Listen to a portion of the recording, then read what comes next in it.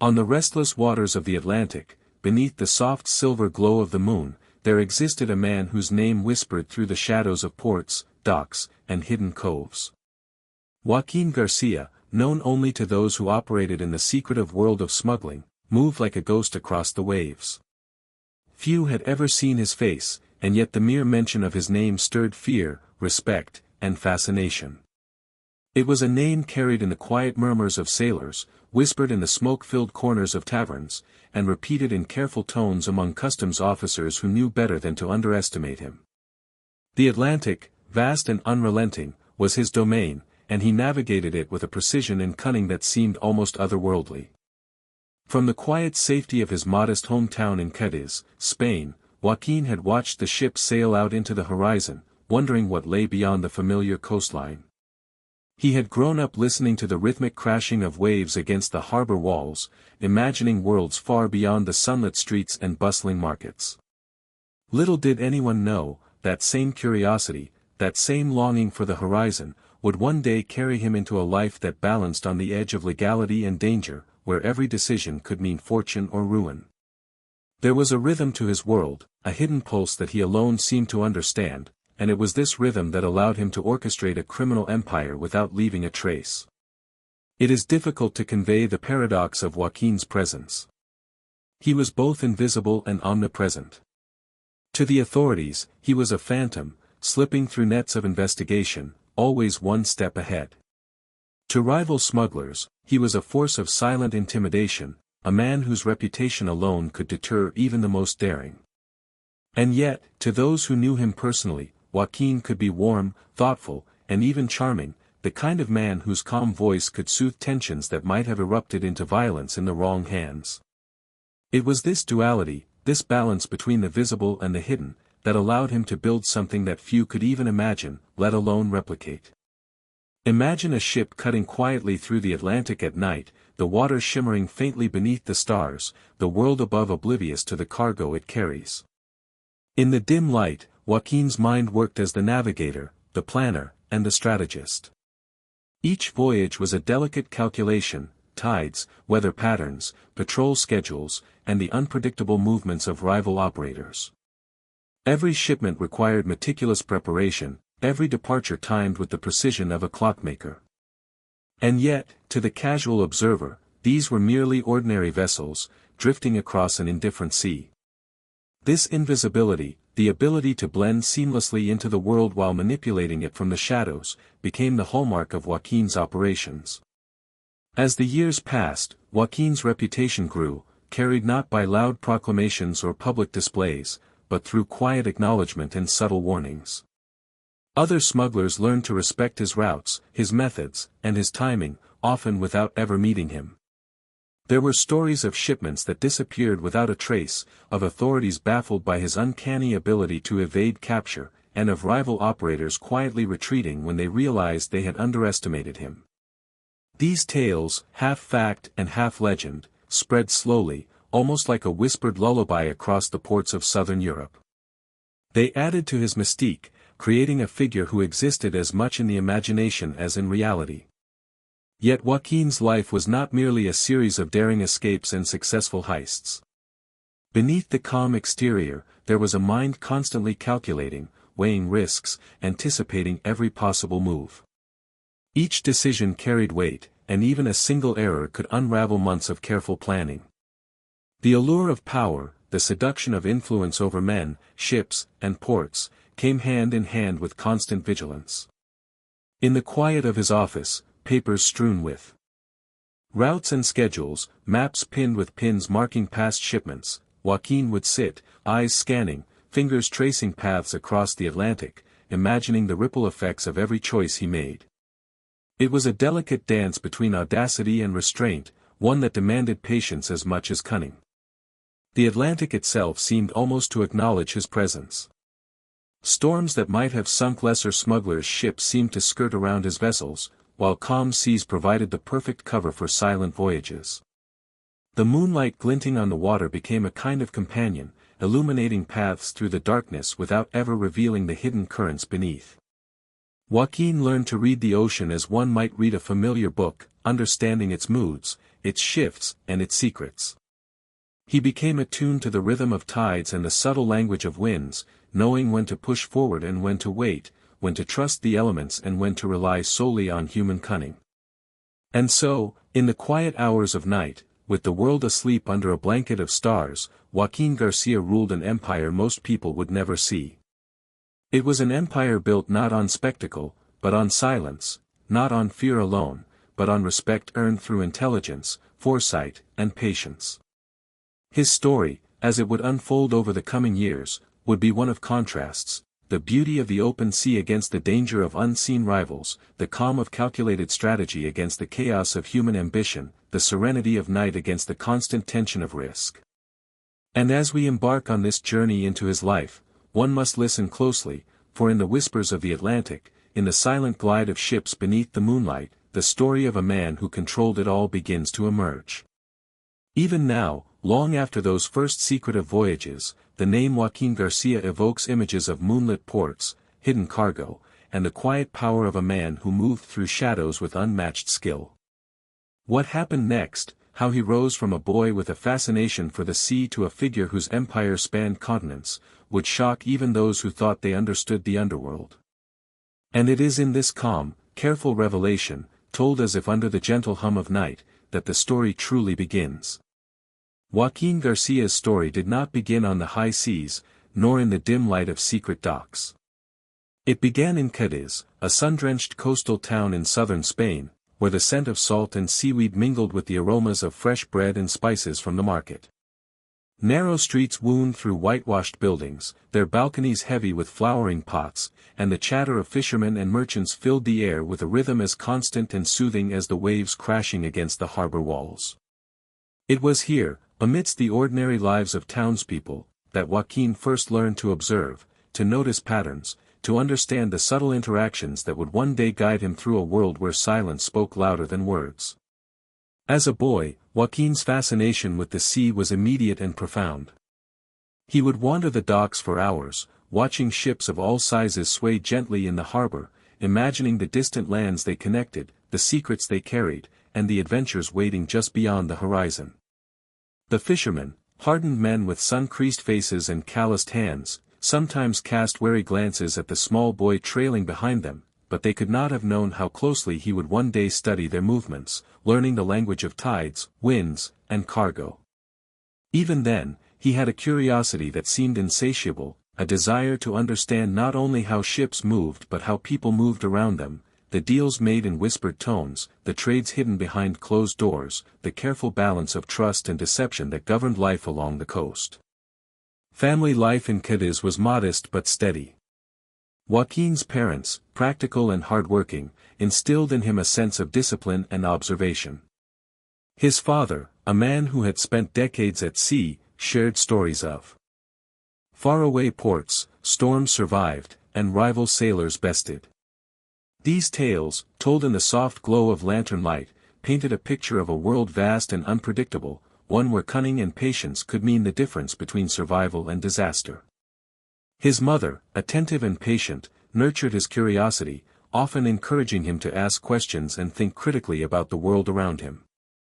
The combination of guidance and freedom allowed Joaquín to grow into a boy who was both grounded and perceptive, a rare balance that would serve him well in the years to come. From an early age, Joaquín displayed an uncanny ability to read people. He watched the interactions of merchants and sailors, noting who trusted whom, who whispered in corners, and who held the real power behind polite smiles. In the sunlit plazas and shadowed alleys of Cadiz, he learned the subtle art of negotiation, of timing, of patience. He discovered that sometimes silence could convey more than words, that a carefully timed gesture could change the course of events, and that opportunity often waited in the quiet spaces where others were too distracted to notice. These lessons, learned casually in the innocence of youth, would later form the foundation of an empire built on subtlety and foresight rather than brute force. Schooling offered Joaquín another form of insight. While he was not particularly remarkable in mathematics or literature, he excelled in observation, memory, and strategy. He memorized routes through the town, catalogued patterns of tides and winds, and tracked the comings and goings of merchants and travelers. Even as a young boy, he displayed a patience and focus that were unusual for his age. Teachers occasionally remarked on his quiet intensity, sensing that he was always calculating, always attentive, even when he seemed to be simply daydreaming. In these formative years, Joaquín's mind began to sharpen into something akin to a map. Every street, every dock, every merchant and sailor became a node in a vast network of understanding, a mental web that would later allow him to operate in shadows where others could not. Yet childhood in Cadiz was not all calculation and observation. Joaquín experienced moments of ordinary joy, chasing friends through sunlit alleys, racing along the harbor with the wind in his hair, tasting fresh fish grilled over open flames, and listening to the songs of street performers as the evening light softened into twilight. These memories, vivid and comforting, would linger even as he entered a world of shadows and risk. They anchored him, providing glimpses of humanity and innocence that would contrast sharply with the clandestine and often dangerous world he would later inhabit. It was perhaps inevitable, however, that Joaquín's curiosity and intelligence would lead him to the edges of legality. Cadiz, with its bustling harbor and thriving trade, offered opportunities for young minds to explore, and to sometimes overstep. Joaquín began to notice how certain goods moved quietly through the town, how some merchants seemed to enjoy privileges that others did not, and how rules could be bent if one understood them well enough. At first, his ventures were small and experimental, a hidden purchase here, a carefully arranged trade there, but even these early forays were guided by observation, patience, and a strategic mind that measured risk against reward. The lessons he learned in these subtle transgressions would become vital when he later expanded his operations across borders and oceans. By the time Joaquín reached adolescence, it was clear to those who observed him closely that he was no ordinary boy. There was a focus in his eyes, a quiet intensity in his movements, and an understanding of people and places that exceeded his years.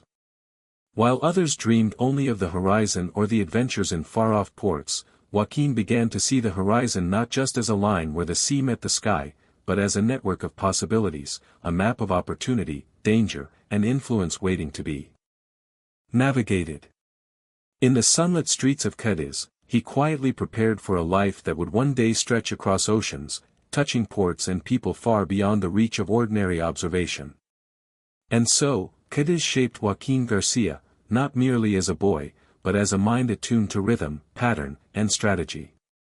Its streets, markets, and docks became his first classroom, the sea, his first teacher. The lessons learned in the shadows of its alleys and the glow of its harbor lights would guide him through a life of remarkable audacity, cunning, and quiet power.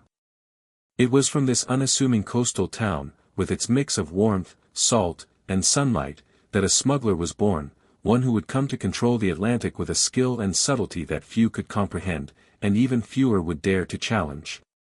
As Joaquín García grew into his teenage years, the quiet rhythms of Cadiz that had shaped his childhood began to reveal a more complex world, a world where rules were often suggestions, where opportunity and risk intertwined, and where the lure of forbidden knowledge beckoned with irresistible quiet insistence. He had watched the ebb and flow of merchants, sailors, and travelers for years, and he began to notice the small gaps where the official world faltered. A crate left unchecked at the docks, a shipment quietly redirected under the cover of night, or a whispered deal exchanged in a shadowed alley, these were the beginnings of a world Joaquín would come to understand intimately. And though the ventures were minor at first, they carried the same tension, thrill, and careful calculation that would later define his empire. His first ventures into the gray areas of legality were subtle. He would accompany older boys and local merchants, ostensibly to run errands, but with eyes and ears tuned to every nuance of the dockside activity. He observed which officials were lax, which merchants were generous, or gullible, and which routes offered the fewest obstacles. It was not a reckless curiosity, but a careful study of patterns. In his mind, each transaction was a puzzle, each slip of attention an opportunity. By experimenting quietly, Joaquín learned the value of patience and discretion. A misstep could bring reprimand or worse, but a well-timed observation could open doors to possibilities others could never imagine. The first tangible taste of power came through small exchanges and minor smuggling efforts. Perhaps it was a shipment of local goods, luxury fabrics hidden beneath mundane cargo, or contraband that moved quietly through the harbor with nobody the wiser. Each success was carefully noted, analyzed, and repeated, like a quiet game of strategy. Joaquín began to understand the unspoken codes of this hidden world, when to remain visible, when to retreat, and how the perception of innocence could shield a clever mind from scrutiny. These early victories were unremarkable to the casual observer but monumental to Joaquín, reinforcing his growing understanding of influence, risk, and timing. It was not long before these minor exploits began to attract attention, not from law enforcement, but from those who operated in the same shadows. Older smugglers, seasoned navigators of the gray areas of commerce, began to notice the boy who seemed to move with unusual foresight and composure. Quiet conversations were held in smoke-filled back rooms, and stories of a young mind observing, learning, and subtly acting spread in whispers along the docks. Some saw him as an annoyance, others as a promising talent, but all recognized that Joaquín possessed a rare combination of curiosity, intelligence, and restraint. He was not reckless, nor was he motivated purely by greed. His actions were calculated, measured, and always attuned to the broader patterns he had observed for years. This period of subtle experimentation also shaped Joaquín's understanding of human behavior. He learned to read expressions, listen to pauses, and interpret gestures. A glance at a dock worker could reveal fear, trust, or hesitation, a conversation with a merchant might betray impatience or a hidden opportunity. These skills, honed in adolescence, became invaluable tools for navigating the underworld of smuggling.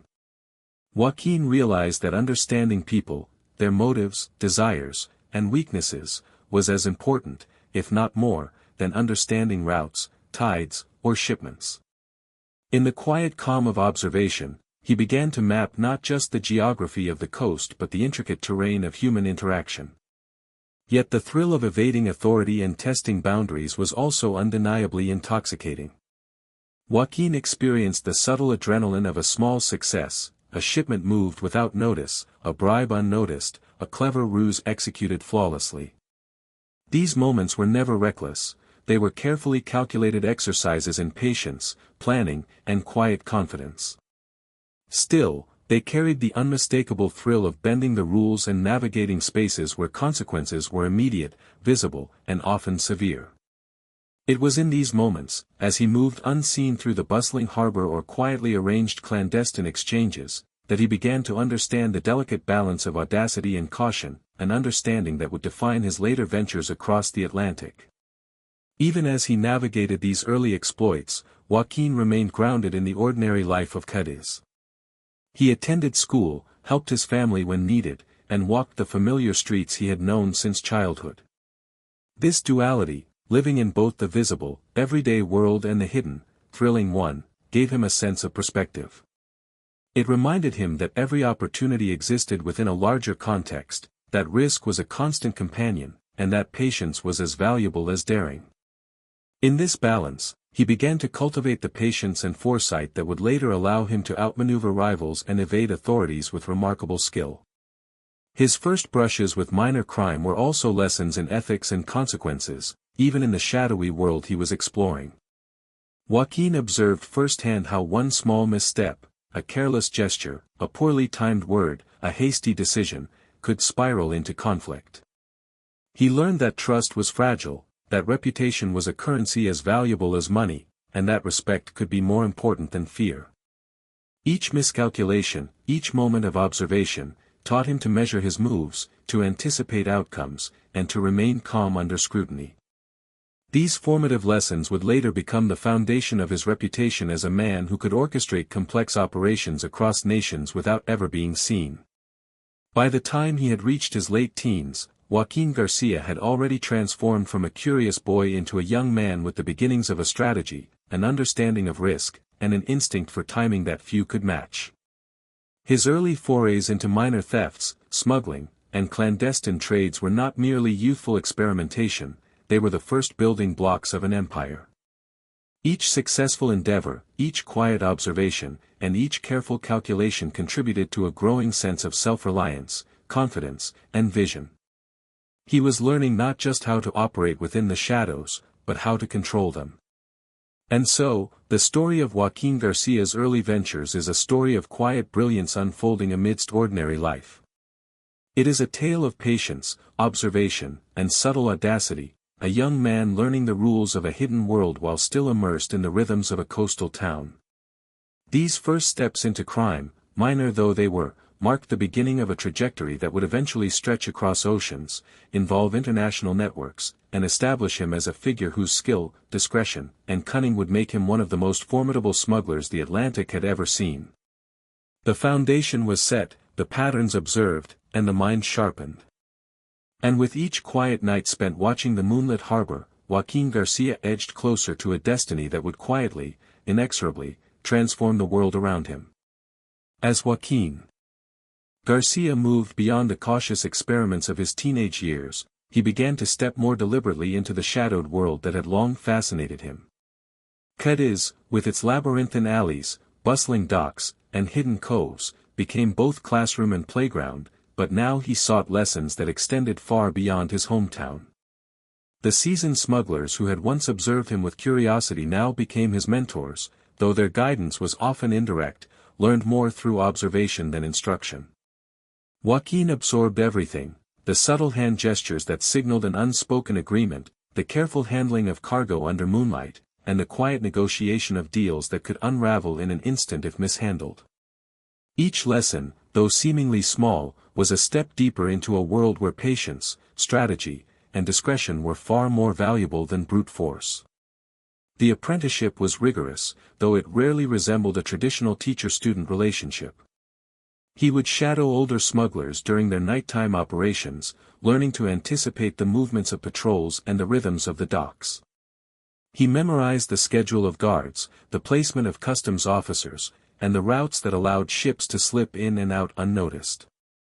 Joaquín also observed human behavior, the nervous glance of a rival, the overconfidence of a dockworker, or the subtle signals exchanged between merchants and officials. In these quiet, often tense moments, he honed a remarkable skill, the ability to see patterns where others saw only chaos, to predict outcomes before they occurred, and to remain calm while others panicked. The sea, as always, remained his most patient teacher. Joaquín spent countless hours studying the tides, winds, and currents, understanding how subtle shifts could make or break a mission. He learned to read the clouds, interpret the behavior of birds, and judge the mood of the ocean with an almost intuitive precision. These skills, coupled with his growing knowledge of human behavior, allowed him to plan operations with an extraordinary attention to detail. No shipment was ever left to chance, no route chosen without careful calculation, and no decision made without considering every potential consequence. It was a discipline that required patience, foresight, and a quiet confidence in his own abilities, a combination that would later make him nearly untouchable in the world of smuggling. Beyond the technical skills of the trade, Joaquín's apprenticeship also taught him about the subtleties of negotiation and persuasion. Smuggling was rarely a solitary endeavor, it required alliances, favors, and quiet agreements that were maintained through trust and discretion. Joaquín observed how seasoned operators managed relationships, balanced power, and maintained secrecy. He learned that the most important victories were often those that required no confrontation at all, convincing a rival to stand down, securing the cooperation of an official through subtle influence, or arranging for shipments to move unnoticed through a combination of strategy and timing. These lessons were not written in any book, they were embedded in the quiet, patient observation of people who had lived their entire lives navigating the shadowed margins of society. One of the most crucial aspects of this period was Joaquín's understanding of risk. Every operation carried the possibility of discovery, confrontation, or failure. Yet, he learned that risk was not something to be feared, but something to be calculated.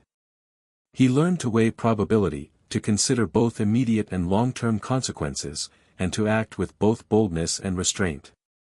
The apprenticeship instilled in him a mindset that would later allow him to manage vast networks of smuggling without ever attracting undue attention. It was a lesson in balance, where audacity and caution existed side by side, each reinforcing the other. Joaquín's mentors were not only teachers but also silent judges of his character. They recognized in him a rare combination of intelligence, patience, and moral flexibility, a willingness to bend rules without being reckless, to seize opportunity without sacrificing subtlety. Their quiet approval was not expressed in words but in the trust they placed in him during increasingly complex operations. The boy who had once watched the harbor from the shadows now found himself entrusted with tasks that tested his judgment, foresight, and nerves. These experiences, though fraught with tension, were formative, sharpening his skills and preparing him for challenges that would eventually span continents. During these years, Joaquín also began to understand the importance of invisibility.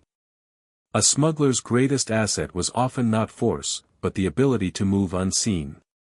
He learned to blend into the background, to observe without drawing attention, and to execute operations in a manner that left no trace. Even when handling significant shipments, his goal was always subtlety over spectacle. In the quiet, methodical approach to his craft, he discovered the power of restraint, of patience, and of the understated influence that comes from being underestimated. It was a lesson that would define his operations for decades to come. But apprenticeship was not only about skills, it was also about perspective. Joaquín began to see the larger world beyond Cadiz, glimpsing how trade, opportunity, and influence extended across borders. He learned of smuggling routes that connected Spain to Portugal, Morocco, and eventually the wider Atlantic. He discovered the delicate balance between cooperation and competition among operators, the necessity of timing, and the subtle art of negotiation that could prevent conflict and ensure success. Each voyage, each clandestine operation, and each careful interaction added layers to his understanding, slowly shaping a mind capable of orchestrating an empire that would one day stretch across the Atlantic. Even as he learned these lessons, Joaquín retained the calm focus that had defined him as a boy. He did not rush, did not overreach, and did not seek attention. His brilliance lay in patience, observation, and quiet calculation. The apprenticeship was long, demanding, and sometimes perilous, but it refined him, teaching him that mastery of any craft required both discipline and subtlety. The knowledge gained in these years was not merely technical, it was strategic, psychological, and deeply human, equipping him to navigate not only the seas but the complex web of relationships, rivalries, and loyalties that would define his later life. By the time Joaquín emerged from this formative period, he was no longer merely a curious boy or an ambitious teenager. He had become a smuggler in every sense of the word, equipped with the skills, knowledge, and foresight to operate on a scale few could imagine. The lessons of the apprenticeship, discipline, observation, strategy, discretion, and the subtle management of human behavior, were now ingrained, forming the foundation of a career that would one day make him a figure of legend along the Atlantic. And as he looked out at the moonlit sea, now fully aware of the opportunities and dangers that lay beyond Cadiz, it became clear that this was only the beginning. The vast, whispering ocean awaited, and Joaquín García was ready to navigate it with the quiet genius he had honed in the shadows. After years of careful observation, subtle experiments, and rigorous apprenticeship, Joaquín García was ready to step beyond the familiar streets and docks of Cadiz. The town that had nurtured his curiosity and honed his skills had become both a foundation and a cage, and the Atlantic itself beckoned with possibilities that stretched far beyond Spain's southern coast. Joaquín had begun to understand that opportunity rarely remained in one place, that influence and wealth were not confined to the boundaries of a single harbor, and that ambition demanded movement, exploration, and careful expansion. It was time to test the lessons of years spent in quiet study against the unpredictable challenges of a larger, more dangerous world. His first ventures beyond Cadiz were deliberate and measured. He studied maps of the Iberian coastline, the ports of Portugal, and the bustling markets of Morocco. He learned the rhythms of foreign harbors, the schedules of patrols, and the customs of local merchants, each detail adding to the intricate mental map he had been building since childhood. Joaquín understood that moving goods across borders required more than stealth, it demanded foresight, strategy, and a subtle understanding of international human behavior. A misstep could draw unwanted attention, a single careless gesture could unravel months of planning, and the smallest error could have consequences that reached far beyond the immediate moment. Yet, it was precisely this challenge, the blending of geography, psychology, and timing, that fascinated him, drawing him ever deeper into the shadowed world of cross-border smuggling. The first expansions were modest but significant. Joaquín established trusted contacts in neighboring ports, quietly negotiating arrangements that allowed his shipments to pass unnoticed. These alliances were built not on intimidation, but on careful observation, subtle persuasion, and a reputation for reliability. He learned to recognize the motivations of others, to detect when a merchant could be trusted, and when a rival might pose a threat.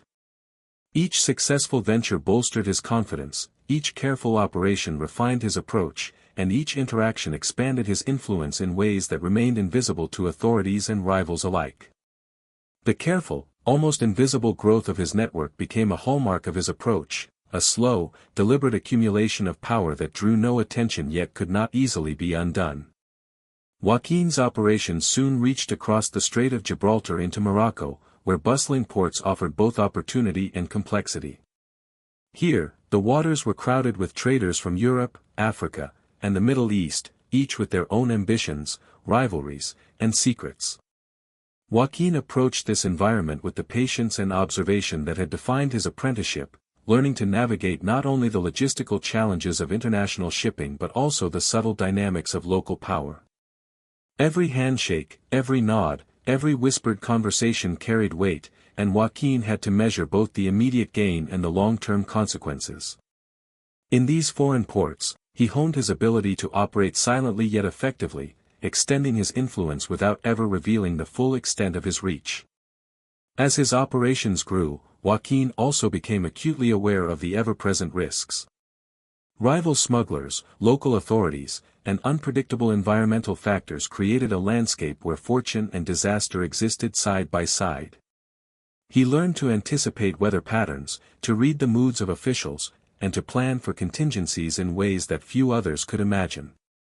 Even when a shipment was seemingly routine, Joaquín's mind considered every variable, tides, currents, inspection schedules, and the ever-shifting alliances among merchants and operators. It was a careful orchestration, a delicate balancing act that required both intellect and intuition. Each success reinforced the power of foresight, while each near mistake taught lessons that no amount of planning alone could provide. One of the keys to Joaquín's successful expansion was his meticulous understanding of routes. He studied the coastline, identifying hidden coves, narrow inlets, and unmonitored stretches of beach where ships could land unseen. He mapped patterns of trade and enforcement, anticipating where patrols might shift and where rival operators might attempt interference. In this way, Joaquín created what could be called a living map of opportunity, a mental network of possibilities that allowed him to move goods across borders with remarkable efficiency. To the casual observer, his operations appeared seamless, almost magical, yet they were the product of years of careful observation, disciplined planning, and a mind attuned to both geography and human behavior. In expanding internationally, Joaquín also learned the importance of discretion in communication. Letters could be intercepted, travelers could be questioned, and secrets could easily slip into the wrong hands. He relied on subtle signals, coded language, and the careful selection of messengers to maintain the secrecy of his operations. Even small errors could have cascading consequences, and Joaquín understood that controlling information was as important as controlling the movement of goods. This ability to orchestrate complex operations while remaining unseen became a defining trait, allowing him to operate with a quiet efficiency that rival smugglers often found baffling. Yet expansion was not without its human challenges.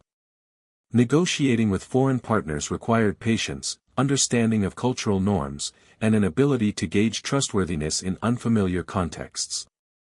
Joaquín approached these relationships with the same calm observation that had guided him since childhood. He listened more than he spoke, observed more than he acted, and allowed others to reveal their intentions before making decisions. Through subtle persuasion, quiet negotiation, and consistent reliability, he cultivated networks of cooperation that strengthened his operations without ever drawing undue attention. His growing influence was therefore both invisible and resilient, a network that depended as much on human psychology as on physical logistics. By the time his operations had fully extended into Portugal and Morocco, Joaquín García had transformed from a skilled local smuggler into a figure with international reach. His ability to navigate both geography and human networks, to anticipate risk, and to operate with subtlety and patience set him apart from rivals. Each shipment that passed smoothly across borders, each alliance quietly secured, reinforced the emerging reality: Joaquín was no longer a boy experimenting at the docks of Cadiz. He was a strategist, a master of timing, and a rising power whose influence would soon stretch across the Atlantic itself. And yet, even in these early stages of expansion, Joaquín remained disciplined, patient, and deliberate. He never sought spectacle, never drew attention, and never allowed success to cloud judgment. Each calculated risk, each quiet triumph, was another step in a careful progression toward a far-reaching vision. The Atlantic loomed as both challenge and opportunity, a vast expanse that demanded respect, skill, and foresight.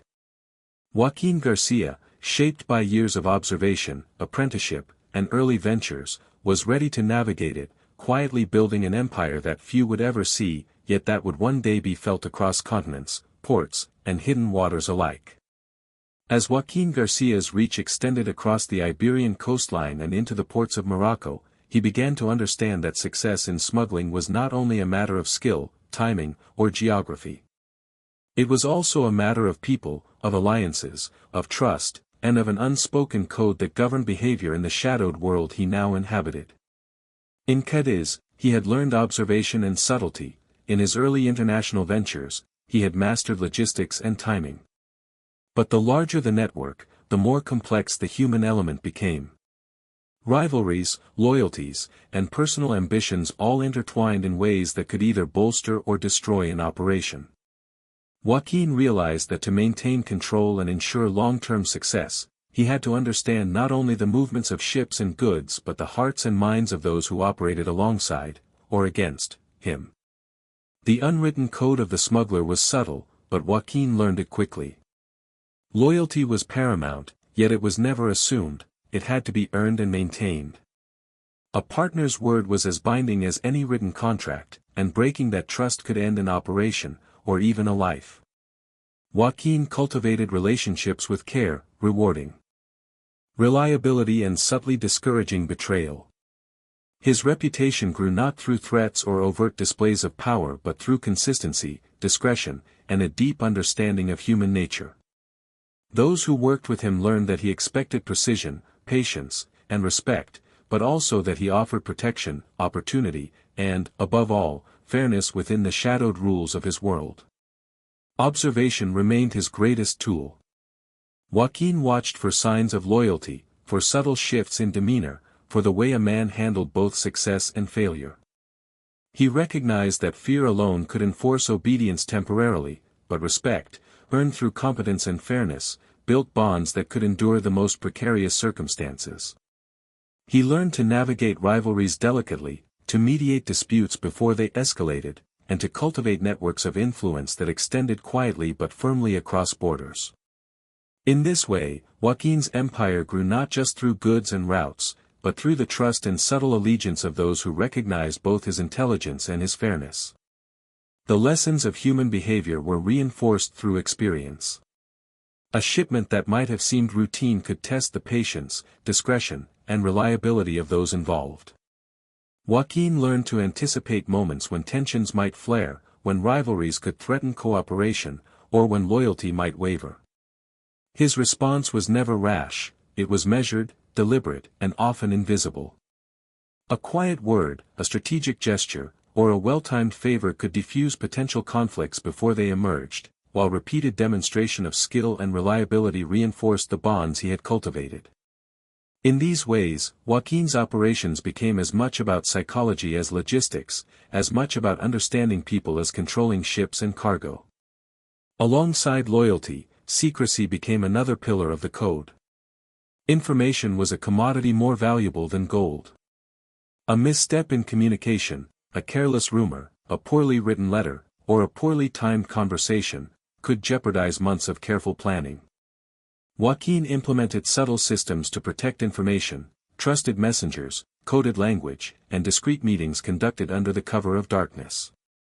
The ability to move unseen, speak selectively, and maintain layers of confidentiality became as crucial to his success as navigating the Atlantic or selecting hidden coves for landing. Over time, this emphasis on secrecy became a defining characteristic of his operations, a quiet power that kept rivals and authorities alike guessing at the full extent of his influence. Even as he cultivated loyalty and secrecy, Joaquín remained keenly aware of the delicate balance between cooperation and competition. In every port, in every market, there existed both allies and potential rivals, and often the line between the two was thin. He learned to recognize the ambitions of others, to anticipate attempts to undermine him, and to act with subtlety to protect his interests without provoking unnecessary conflict. These lessons reinforced the importance of patience, timing, and foresight, demonstrating that true power was not merely the ability to act decisively, but to act strategically, invisibly, and in harmony with the complex human dynamics around him. The code also emphasized responsibility. Joaquín understood that those who worked with him relied on his judgment, his planning, and his discretion. A failed operation could have consequences far beyond immediate financial loss. It could endanger lives, disrupt alliances, or compromise trust built over years. This sense of responsibility shaped his approach, instilling discipline, careful planning, and the foresight to anticipate every possible contingency.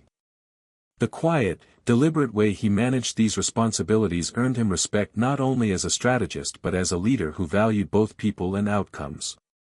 Even in the midst of these practical lessons, Joaquín never lost sight of the strategic vision that had begun in the streets of Cadiz and on the calm waters of his hometown harbor. Each alliance forged, each shipment completed, each risk managed contributed to a larger, invisible network that spanned countries and seas. He began to see his operations not as isolated events, but as interconnected pieces of a larger puzzle, a complex ecosystem where geography, timing, human behavior, and strategy intersected. Understanding this network, and operating within it with both skill and subtlety, became the hallmark of his growing mastery. Through these years, Joaquín's reputation grew quietly but steadily. Those who knew him spoke of a man who combined intelligence, patience, and strategic foresight with a deep understanding of human nature. He was respected, sometimes feared, but never openly challenged. His code, loyalty, discretion, responsibility, and strategic subtlety, became the foundation upon which his empire rested.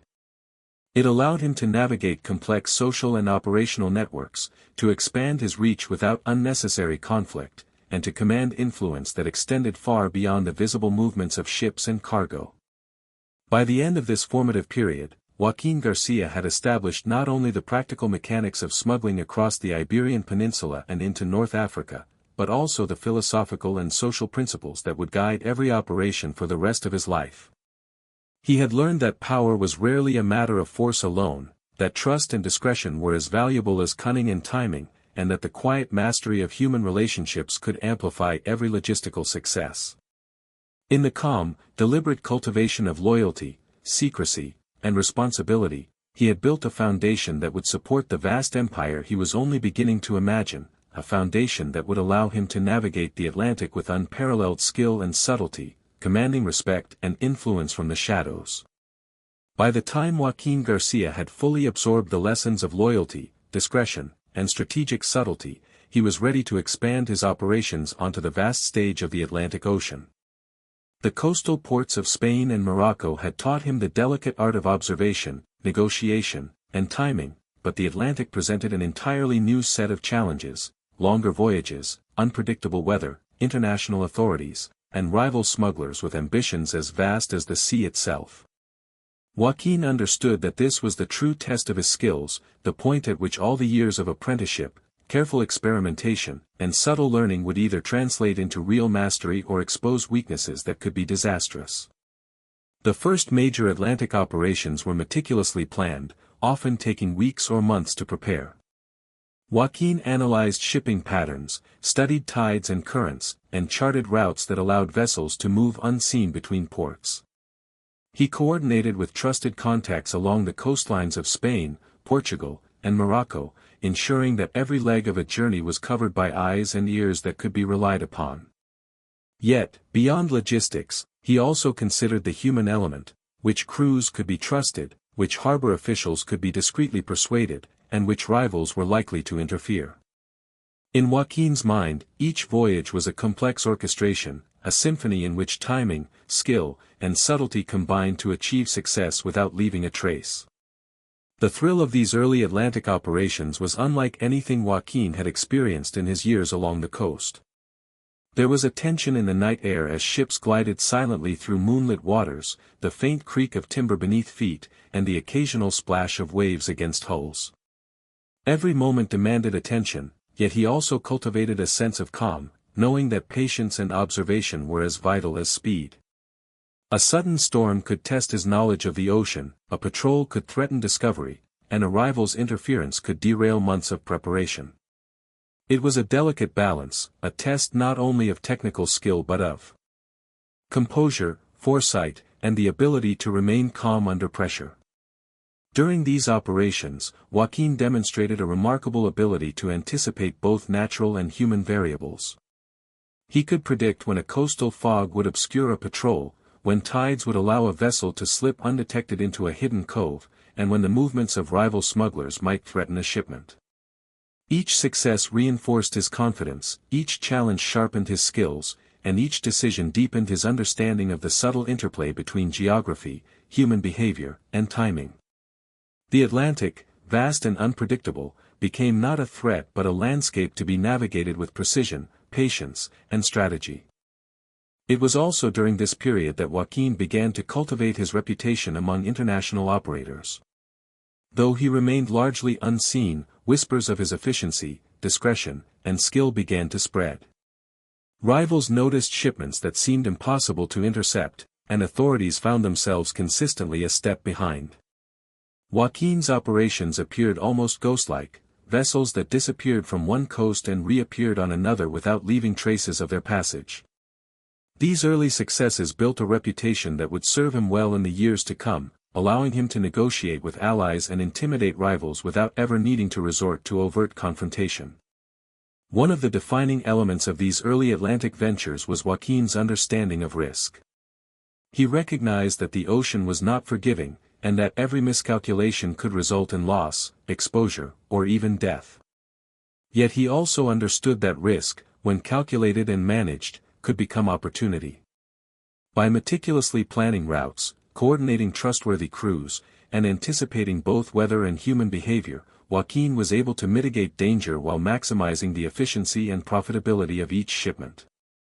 This ability to navigate risk with calm precision became one of his most valuable traits, setting him apart from less disciplined operators who relied on chance or brute force. Even the smallest details mattered. Joaquín carefully selected crews not only for skill but for temperament, knowing that a moment of panic or a lapse in judgment could compromise an entire operation. He ensured that cargo was stowed in a manner that reduced visibility and risk, that ships were maintained to withstand the unpredictable Atlantic, and that contingency plans were always in place. His approach was methodical, deliberate, and disciplined, blending technical expertise with psychological insight.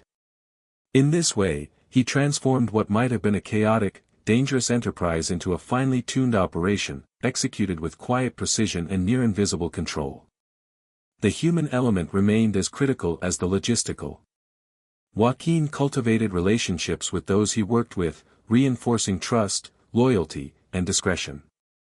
He recognized that a skilled crew could enhance success, but a loyal crew could transform it. By rewarding reliability, mediating disputes before they escalated, and demonstrating fairness and competence, he strengthened bonds that ensured both smooth operations and long-term allegiance. This focus on people, combined with his mastery of logistics and risk, created an operational model that was resilient, flexible, and extraordinarily efficient. Over time, Joaquín's early Atlantic operations began to form a blueprint for a larger empire. He developed networks that connected multiple ports, relied on intelligence gathered from both allies and rivals, and honed the ability to move goods quietly and efficiently across international waters. He learned to anticipate the subtle interplay of forces, natural, human, and institutional, that could affect the success of a voyage. Each successful crossing of the Atlantic was not only a triumph of planning and skill but also a lesson in patience, foresight, and strategic subtlety. By the end of this period, Joaquín García had established himself as more than a talented smuggler. He was a strategist capable of orchestrating complex operations across vast distances. His mastery of timing, risk, and human psychology allowed him to operate with a level of efficiency and discretion that few could rival. The Atlantic, once a daunting and unpredictable expanse, had become a stage upon which he could exercise subtle control, skillfully navigating both natural and human obstacles. And as he continued to expand his reach, it became clear that these early operations were only the beginning, a foundation upon which a network of influence, power, and international reach would be built, quietly but irreversibly. As Joaquín García's influence spread across the Atlantic, he began to encounter the first true tests of his skill, rivals who were equally ambitious, unpredictable, and willing to operate in the shadows. Unlike the disciplined crews and allies he had carefully cultivated, these competitors moved with a mixture of recklessness and audacity, relying on intimidation, brute force, or sheer cunning to carve out their own territories. For Joaquín, these encounters were a reminder that mastery of logistics and geography alone was never enough. The human element, with all its ambitions and unpredictability, was always the ultimate challenge. Rivalries emerged subtly at first, in whispered rumors and half-hidden glances at docks and marketplaces. Joaquín noticed that certain shipments were intercepted with uncanny precision, suggesting that someone had learned the patterns he had so carefully cultivated. Other smugglers tested him indirectly, making offers of cooperation that were really traps, or attempting to intimidate crews with veiled threats. Each encounter required not a rush of force, but careful observation, analysis, and a patient strategy. Joaquín approached these challenges with the calm, measured approach that had been honed over years of apprenticeship, recognizing that patience and foresight often won where confrontation failed. One of the first lessons in rivalry was understanding the psychology of competition. Joaquín realized that fear and intimidation could only produce temporary compliance. Lasting influence required respect, subtlety, and intelligence. He began to study the motivations of his rivals, noting how ambition, pride, and impatience often led to mistakes. By observing their behavior closely, Joaquín could anticipate their moves, exploit weaknesses, and maintain the advantage without ever revealing the full extent of his own reach. It was a silent game of strategy, played not with visible power, but with foresight, calculation, and the quiet manipulation of perception. The stakes of these rivalries extended beyond mere competition for cargo or routes. Missteps could provoke violent retaliation, legal scrutiny, or the erosion of carefully built alliances. Joaquín's response was always measured. He reinforced loyalty among his own crews, strengthened the security of shipments, and employed misdirection to protect operations from prying eyes. He often turned potential conflict into opportunity, forging temporary alliances with former rivals, redirecting attention elsewhere, or using the unpredictability of his own movements to create confusion. In this way, he transformed rivalry from a threat into a tool, strengthening his network while minimizing exposure. These power plays often unfolded in subtle ways. A rival might attempt to intercept a shipment, only to find that Joaquín had anticipated the move, rerouting cargo through hidden coves or shifting schedules with near-invisible precision. Sometimes, rivals were lured into agreements that seemed mutually beneficial but actually reinforced Joaquín's control over key routes and ports. Every interaction was carefully measured, every decision calculated for both immediate gain and long-term positioning. In these delicate operations, the margin between success and failure was narrow, and Joaquín's ability to remain calm, patient, and observant made all the difference. It was also during this period that Joaquín honed the art of psychological influence. He learned that perception could be as powerful as reality. A rival who believed that Joaquín's reach was greater than it actually was might hesitate, make errors, or avoid confrontation altogether. By carefully managing information, orchestrating subtle displays of competence, and maintaining an air of inscrutable control, Joaquín created a reputation that extended far beyond his immediate actions. The Atlantic became not just a physical space to navigate, but a psychological landscape where influence, strategy, and perception determined the course of events. Despite these challenges, Joaquín never allowed confrontation to compromise his long-term vision. He recognized that impulsive responses to rivalry could disrupt operations, weaken alliances, or attract unwanted attention. Instead, he maintained a steady focus on his overarching goals, expanding routes, strengthening networks, and ensuring the quiet, efficient flow of goods across the Atlantic. By remaining disciplined and deliberate, he transformed what might have been a chaotic period of conflict into an opportunity to refine his strategies, build his reputation, and consolidate power. Rivalries also reinforced the importance of discretion and secrecy. Joaquín ensured that every operation was protected not only through physical measures but through careful management of information. Crews were chosen for reliability, communication was controlled through coded language, and contingency plans were developed for every eventuality. By anticipating the moves of both rivals and authorities, Joaquín maintained a level of control that often seemed invisible yet was absolute in its effectiveness. In this way, he converted potential threats into mechanisms for strengthening his empire, turning challenges into lessons and lessons into tools for expansion. These years of rivalry were critical in shaping Joaquín's understanding of power. He realized that influence was rarely exercised through brute force alone. It required strategy, patience, subtlety, and an acute awareness of human behavior. Every encounter with a rival tested these skills, reinforcing the necessity of observation, foresight, and calm decision-making. By navigating these challenges with intelligence and restraint, Joaquín not only protected his existing operations but also expanded his reputation, establishing himself as a figure whose skill, discretion, and subtle control were respected, even by those who might have considered challenging him. By the end of this period, Joaquín García had transformed the Atlantic into both a playground and a proving ground. Rivalries had tested his patience, refined his strategies, and sharpened his understanding of human behavior. The lessons learned during these years of subtle conflict would inform every subsequent operation, every negotiation, and every expansion of his network. In the quiet mastery of his rivals, Joaquín had discovered a principle that would guide his entire career. True power was the ability to anticipate, influence, and control outcomes without ever needing to resort to force. The Atlantic, vast and unpredictable, had become a landscape in which his skill, patience, and intelligence allowed him to navigate not only ships and cargo but the complex currents of human ambition and rivalry. After years of careful observation, apprenticeship, and subtle rivalry, Joaquín García began to enjoy the first tangible triumphs of his Atlantic operations. These successes were not marked by fanfare or public acclaim, rather, they manifested in quiet, methodical victories, shipments that moved seamlessly across borders, alliances that strengthened without the need for conflict, and a growing reputation among both allies and rivals that whispered of his skill, foresight, and discretion. For Joaquín, these triumphs were the validation of years spent honing his craft, testing boundaries, and navigating the complex interplay of human ambition and the unpredictable sea. The first major triumphs were logistical in nature but monumental in impact. Joaquín orchestrated operations that involved multiple ports, carefully timed voyages, and the coordination of crews who relied on his foresight to ensure smooth passage.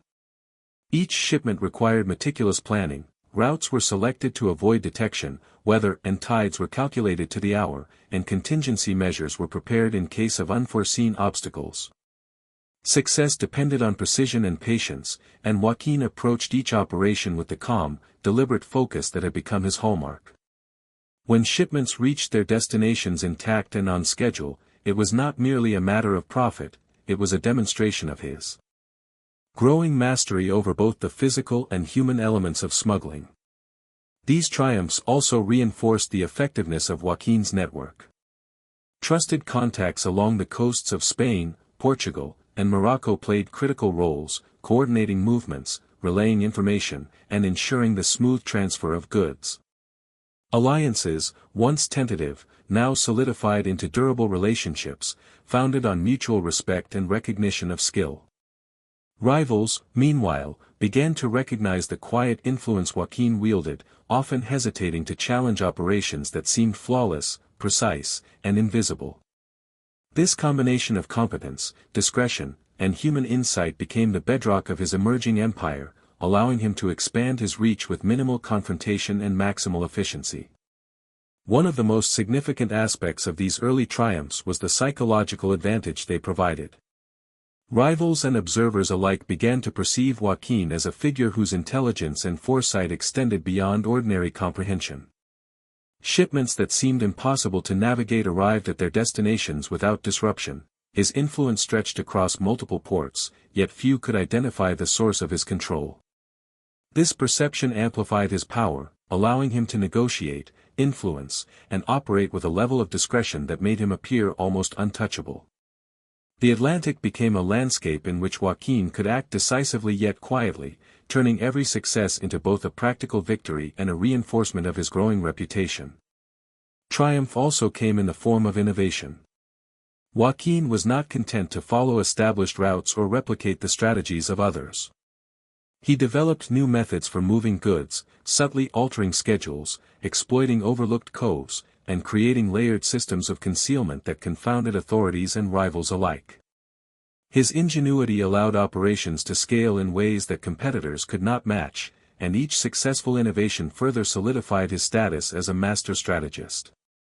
These achievements were quiet, almost invisible, but they carried the profound weight of skill, foresight, and patient calculation. Even as triumphs accumulated, Joaquin remained disciplined. He avoided unnecessary attention, understanding that the quiet accumulation of power was far more effective than overt displays of dominance. He reinforced loyalty among his crews and allies, mediated disputes before they escalated, and ensured that information remained controlled and secure. By managing both human and logistical elements with the same meticulous care, Joaquin created an operational model that was resilient, adaptive, and remarkably efficient. These early victories were not simply milestones, they were the foundation for the long-term stability and expansion of his empire. The triumphs also provided valuable lessons in the subtle art of risk management. Joaquin recognized that every success carried the potential for new challenges, and he anticipated both natural and human variables in every operation. Storms, rival movements, and the shifting attention of authorities were all factored into his planning, ensuring that each triumph did not expose him or his network to unnecessary danger. Over time, this careful approach allowed him to expand operations across broader distances, taking advantage of new opportunities while minimizing vulnerabilities. Triumph and caution were intertwined, reinforcing each other in a balance that became the hallmark of his career. These successes were also deeply instructive in terms of human psychology. Joaquin observed how allies responded to competence, how trust strengthened when reliability was consistent, and how the perception of skill could deter rivals without direct confrontation. He learned that subtle influence, earned through quiet mastery and discretion, could be more powerful than any show of force. By carefully nurturing his reputation, demonstrating competence, and rewarding loyalty, he created a network in which allies were motivated to act in alignment with his goals, and rivals were often too cautious or respectful to challenge him outright. This quiet control was one of the most enduring forms of power he would ever cultivate. As his Atlantic network stabilized and expanded, Joaquin began to recognize the broader implications of his triumphs. Each successful operation was a step toward a more complex and far-reaching empire, one that extended beyond individual shipments and ports to encompass entire regions of trade and influence. The lessons of logistics, human behavior, and risk management coalesced into a system of operations that was adaptable, robust, and highly effective. With every successful voyage, every alliance solidified, and every rival neutralized or managed, Joaquin's influence quietly deepened, setting the stage for even greater undertakings. By the end of this period, Joaquín García had firmly established himself as a master of Atlantic smuggling. Triumphs had confirmed his strategic brilliance, his ability to navigate complex human and geographical landscapes, and his patience and discretion in managing risk. The Atlantic, once vast and unpredictable, had become a domain in which he could operate with confidence, foresight, and subtle control.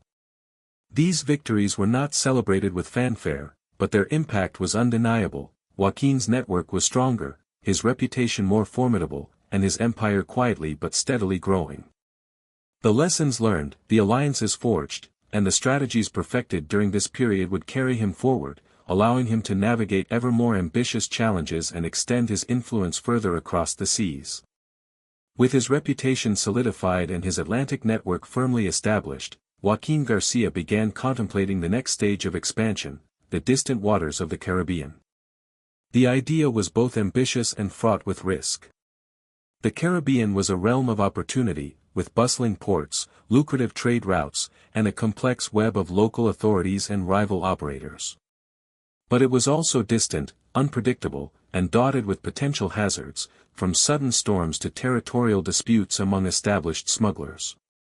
Joaquín approached this new venture with the same calm, methodical mindset that had guided him through Cadiz, Morocco, and the Iberian coastline.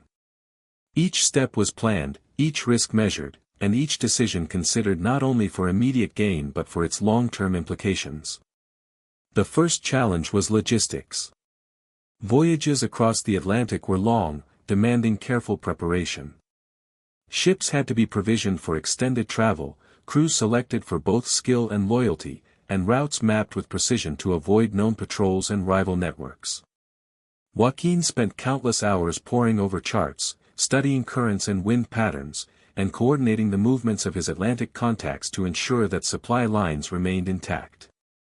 Every detail mattered: the timing of departures, the positioning of cargo, and the precise coordination of rendezvous points along the route. This meticulous planning transformed what might have been a perilous gamble into a calculated, nearly mechanical operation, executed with the quiet confidence that had become Joaquín's trademark. Equally important was the human dimension. Joaquín understood that operating in the Caribbean required more than technical skill; it demanded relationships built on trust, subtle negotiation, and keen observation. He identified local partners who could provide access to ports, information on patrol schedules, and intelligence on rival operators. Each potential ally was carefully assessed. Could they be trusted? Were they ambitious, cautious, or prone to reckless behavior? By observing their responses to small tasks and testing their discretion, Joaquín could gauge both reliability and loyalty before involving them in critical operations. These human networks became as essential to his success as the routes themselves, creating a foundation of influence that allowed him to operate smoothly in foreign waters. Joaquín also recognized the psychological challenges of managing long-distance operations. Communication was slower and less reliable than in his Atlantic network, making secrecy, discretion, and clear instructions more critical than ever. He developed coded systems of messaging, employed trusted intermediaries, and ensured that every crew member understood their responsibilities while minimizing exposure to unnecessary risk. In this way, he maintained a level of control over operations that spanned hundreds of miles, combining logistical mastery with human insight to orchestrate complex movements without drawing attention. The first Caribbean ventures were modest, designed to test the waters and gauge the feasibility of sustained operations. Joaquín's ships moved discreetly between small, lightly monitored ports, carrying goods that were in demand yet unlikely to attract scrutiny.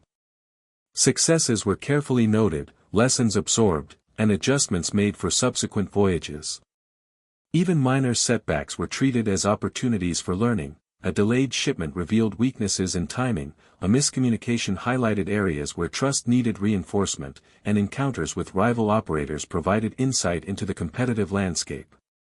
Each experience added depth to Joaquín's understanding, gradually building both confidence and mastery over this distant, unfamiliar environment. The scale of operations in the Caribbean soon expanded. Joaquín began coordinating multiple shipments simultaneously, each with its own crew, schedule, and destination. By staggering departures and diversifying routes, he reduced the risk of detection and maximized efficiency. He also began integrating local knowledge, relying on experienced navigators, merchants, and informants to refine routes and anticipate potential obstacles. This combination of his own foresight with the insights of trusted allies allowed him to operate with remarkable precision, turning a distant and unpredictable region into a controlled extension of his growing empire.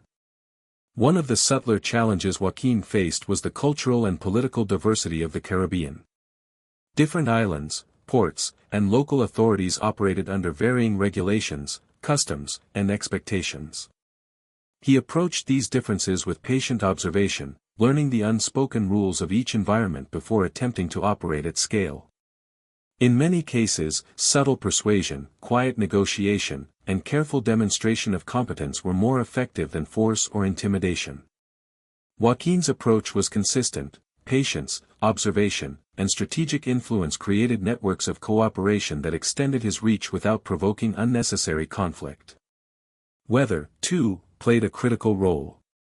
The Caribbean's sudden storms and unpredictable currents could easily jeopardize even the most meticulously planned operations. Joaquín had learned to respect the sea through years on the Atlantic, and he applied that experience here with care. Voyages were scheduled according to seasonal patterns, routes adapted to avoid known hazards, and contingencies developed for unexpected changes. Crews were trained to respond calmly and efficiently to emergencies, ensuring that both cargo and personnel remained safe. By combining foresight, preparation, and adaptability, Joaquín mitigated risk while maintaining operational efficiency. Through these careful expansions, Joaquín García's influence began to extend far beyond the Iberian coast. He became a figure whose operations spanned continents, whose foresight allowed him to navigate unpredictable waters, and whose reputation for discretion and competence made him respected, if sometimes feared, by both allies and rivals. The Caribbean, once a distant and daunting realm, became a stage on which he could exercise his growing mastery, extending the reach of his empire while maintaining the quiet efficiency that had defined his career. By the end of this period, Joaquín had not only established operations in a distant and challenging region but had also demonstrated the ability to integrate logistics, human networks, and strategic foresight into a functioning international empire. The lessons learned in the Caribbean, managing long-distance operations, coordinating multiple shipments, navigating cultural differences, and mitigating risk, would serve as the foundation for further expansion and consolidation. Joaquín García had transformed ambition into action, turning distant oceans and foreign ports into a canvas for his calculated, patient, and nearly invisible mastery. With successful operations now spanning both the Atlantic and the Caribbean, Joaquín García entered a phase of consolidation and rising dominance. What had begun as cautious ventures and experimental voyages had evolved into a complex, interconnected network of trade routes, human alliances, and carefully managed logistics. Joaquín's empire was no longer simply a collection of shipments and ports, it had become a living system, a web of influence stretching across continents, held together by foresight, discretion, and subtle psychological mastery. Each new success reinforced the quiet power he had cultivated, and each operational triumph strengthened his reputation among both allies and rivals. The rise of Joaquín's dominance was gradual, almost imperceptible to outsiders. Authorities observed the movement of goods with increasing curiosity, rivals attempted to challenge him with varying degrees of aggression, and local merchants spoke in hushed tones about the efficiency and near invisibility of his operations. Yet to Joaquín, the growth of his influence was a carefully managed process, measured in the precision of shipments, the reliability of allies, and the consolidation of control over strategic routes. He avoided unnecessary attention, understanding that quiet mastery was far more enduring than public displays of power, and that true influence was often exercised through subtlety rather than spectacle. Central to this phase of rising dominance was the management of rival networks. Competitors who once tested his patience and strategic skill were now carefully observed, their ambitions assessed, and their movements anticipated. Joaquín learned to turn rivalry into opportunity, redirecting challenges into alliances when possible, or neutralizing threats through misdirection and careful negotiation. A rival's overconfidence could be exploited, a temporary alliance could be forged to secure mutual benefit, and a subtle display of competence could reinforce his reputation without the need for confrontation. In this way, Joaquín not only protected his existing operations but expanded his influence over previously uncontested territories. The human element remained central to his consolidation. Joaquín understood that loyalty, discretion, and competence among his crews and allies were as critical to long-term dominance as the ships and routes themselves. He cultivated a culture of trust and reliability, rewarding initiative and precision while quietly monitoring behavior for signs of weakness or disloyalty. Crews were trained not only in navigation and logistics but in subtle observation and strategic thinking, ensuring that every member of the operation could contribute to the smooth functioning of the network. This emphasis on human capital allowed Joaquín to maintain a level of operational efficiency and security that rivals struggled to match. Logistical mastery was another pillar of his rising dominance. Joaquín's operations became increasingly sophisticated, integrating multiple shipments, staggered departures, and alternative routes to maximize efficiency while minimizing risk.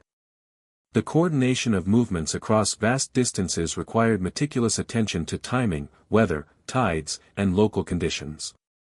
Every detail was considered: the maintenance of ships, the concealment of cargo, the scheduling of departures, and the anticipation of rival movements. This careful orchestration allowed Joaquín to maintain an almost invisible presence across the Atlantic and Caribbean, reinforcing the perception that he operated with intelligence, foresight, and an almost uncanny ability to succeed where others failed. Joaquín's growing dominance also relied on strategic intelligence. He developed networks of informants, allies, and intermediaries who could provide early warning of rival movements, patrol schedules, and changes in local conditions. By integrating this intelligence into operational planning, he could anticipate challenges and adapt strategies before problems arose. This proactive approach minimized risk, ensured the smooth execution of shipments, and reinforced his reputation as a master strategist whose influence extended far beyond the immediate visibility of his operations. The consolidation of his empire was not without subtle psychological warfare. Joaquín understood that perception could be as powerful as reality. Rivals who believed in his omnipresence were less likely to challenge his routes, local authorities who feared exposure avoided interference, and allies who recognized his competence were more likely to remain loyal. By managing the perception of his power, Joaquín extended his influence without overt conflict, creating an operational environment in which efficiency, discretion, and foresight combined to produce near-total control over the territories he moved within. This period also saw Joaquín experimenting with diversification. He began to move a wider variety of goods, carefully selecting items that would provide profit without attracting undue attention. He refined techniques for concealment, storage, and transport, and coordinated shipments to minimize exposure while maximizing returns. Each successful diversification reinforced the stability of his empire, reducing reliance on any single route or product and creating a resilience that allowed him to navigate both predictable and unexpected challenges with ease. The Caribbean remained a critical area for consolidation. Joaquín established reliable contacts in key ports, ensuring that every operation had both logistical and human support. He learned to navigate local politics, cultural norms, and economic dynamics, integrating these insights into operational planning. This combination of local knowledge, strategic foresight, and disciplined execution allowed him to operate efficiently and discreetly, further solidifying his dominance in a region that had once seemed distant and unpredictable. By the end of this phase, Joaquín García had transformed from a skilled and ambitious smuggler into a figure of quiet, commanding authority. His operations spanned oceans, his network of allies and informants extended across continents, and his reputation for skill, discretion, and strategic foresight had become formidable. Every shipment, every alliance, and every carefully managed rivalry contributed to a growing empire that was both resilient and adaptable. The Atlantic and Caribbean had become stages upon which Joaquín exercised near-complete mastery, combining logistics, human psychology, and strategic foresight to maintain dominance without the need for overt displays of force. This period of consolidation and rising dominance laid the groundwork for the next chapter of Joaquín García's life. The empire he had quietly built was now ready for further expansion, larger undertakings, and more ambitious ventures. He had proven that careful observation, strategic planning, and disciplined execution could transform calculated risks into lasting power. As he looked toward the future, Joaquín understood that true mastery required continuous adaptation, subtle influence, and unwavering patience. The stage was set, and the Atlantic-Caribbean network he had meticulously crafted was poised to become an empire whose reach, efficiency, and subtle control would leave a lasting legacy. As Joaquín García's influence continued to spread across the Atlantic and the Caribbean, the delicate web of alliances that underpinned his empire became increasingly complex. While careful observation, strategic foresight, and disciplined execution had brought him success thus far, Joaquín knew that the true challenge of sustaining an empire was not merely managing logistics or navigation, it was managing people. Allies, once loyal, could be swayed by greed or fear; rivals, once deterred, could find new ways to undermine him, and even trusted associates could harbor ambitions that, if left unchecked, might threaten the stability of his network. The subtle art of alliance management had become as critical as the mastery of ships, routes, and cargo. Joaquín's approach to alliances was marked by patience, subtlety, and an acute understanding of human psychology. He recognized that loyalty was earned through a combination of respect, fairness, and strategic advantage. Those who worked with him were rewarded for reliability, discretion, and competence, while those who faltered were given opportunities to correct their errors, or quietly marginalized if they proved a threat. His influence extended not through overt intimidation but through a network of mutual dependence, a system in which allies understood that their success was intimately tied to his own. In this way, Joaquín cultivated relationships that were both strong and subtle, built not on fear but on a shared recognition of skill, reliability, and mutual benefit. Yet even the strongest alliances carried risk. Opportunism and envy were never far from the surface, and rivals were always watching, waiting for a misstep. Joaquín learned to anticipate these dynamics, observing his partners closely, interpreting subtle gestures and conversations, and identifying potential threats long before they materialized. Small discrepancies, a hint of hesitation, or a minor misalignment of goals could reveal the earliest signs of betrayal. By addressing these signs swiftly but discreetly, he maintained the cohesion of his network while minimizing disruption and preserving the illusion of seamless cooperation. The lessons of betrayal were both practical and philosophical. Joaquín understood that a single act of treachery could ripple through his empire, undermining trust, destabilizing operations, and inviting rivals to challenge his authority. Yet he also recognized that betrayal often carried its own consequences. Those who acted impulsively or deceitfully could be anticipated and managed with careful observation, planning, and subtle influence. By mastering both the anticipation of treachery and the cultivation of loyalty, Joaquín transformed potential crises into opportunities to reinforce his control, strengthen his network, and demonstrate the quiet but formidable reach of his authority. Strategic alliances extended beyond individuals to entire networks and regions. Joaquín formed partnerships with merchants, harbor officials, and local operators who had influence over key ports and routes. These alliances allowed him to coordinate shipments with precision, gather intelligence on rival movements, and maintain control over distant territories without needing a constant physical presence.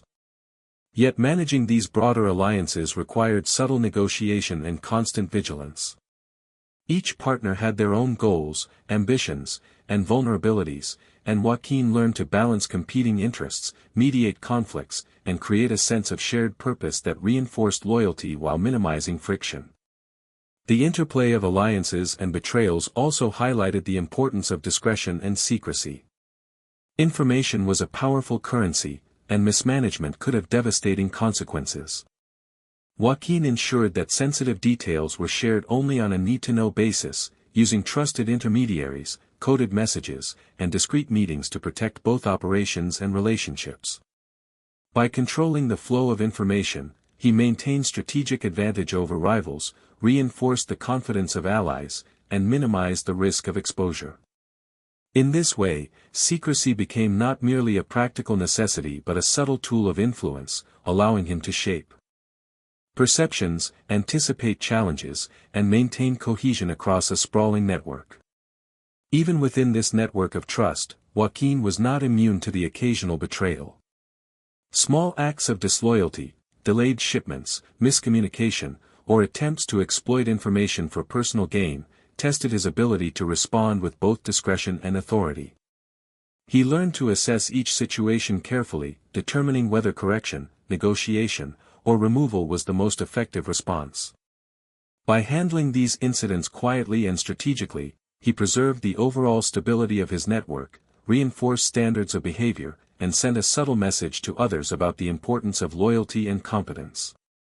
Joaquín's growing understanding of alliances and betrayals also reinforced his strategic patience. He recognized that rushing to punish a minor transgression could destabilize relationships and undermine trust, while ignoring serious threats could invite chaos. The art of timing, knowing when to act and when to wait, became central to his approach.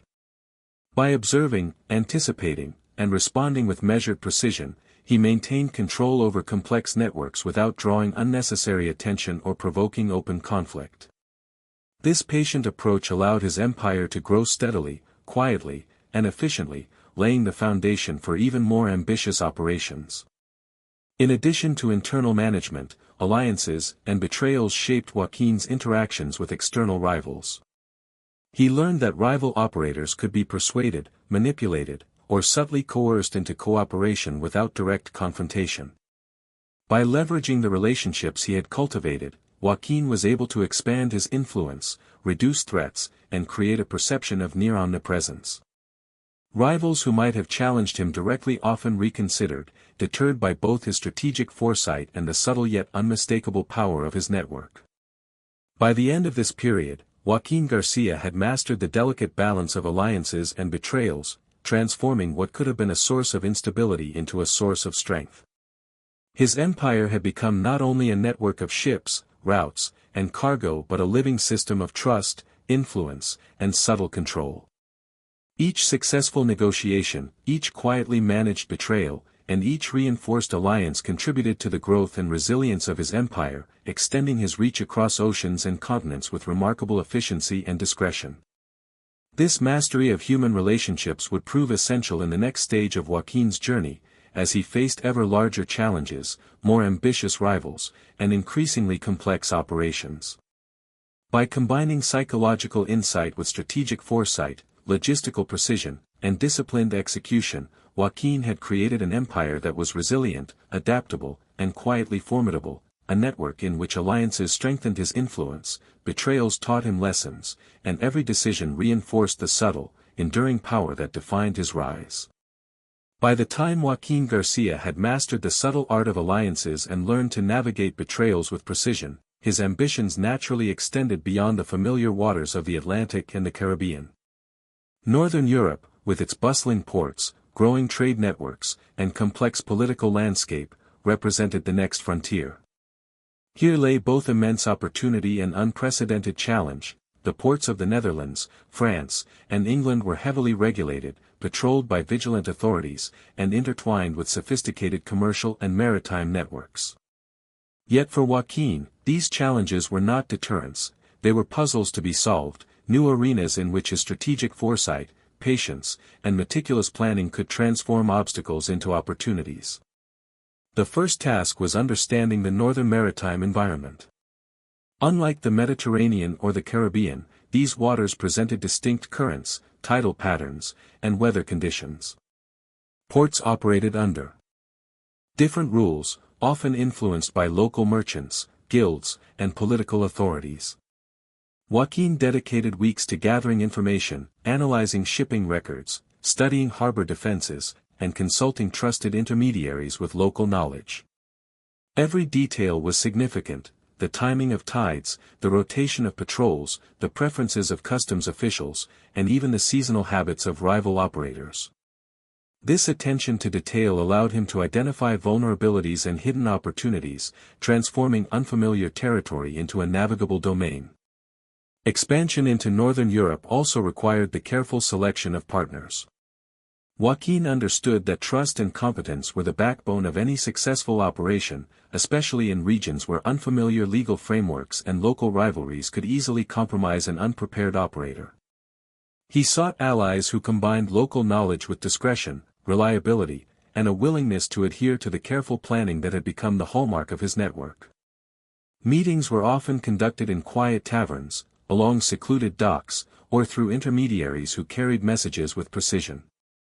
Each potential collaborator was observed carefully, tested in minor tasks, and only integrated into the network once his confidence in their loyalty and skill was fully established.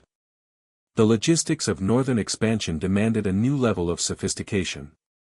Voyages were longer, routes more complex, and the stakes higher.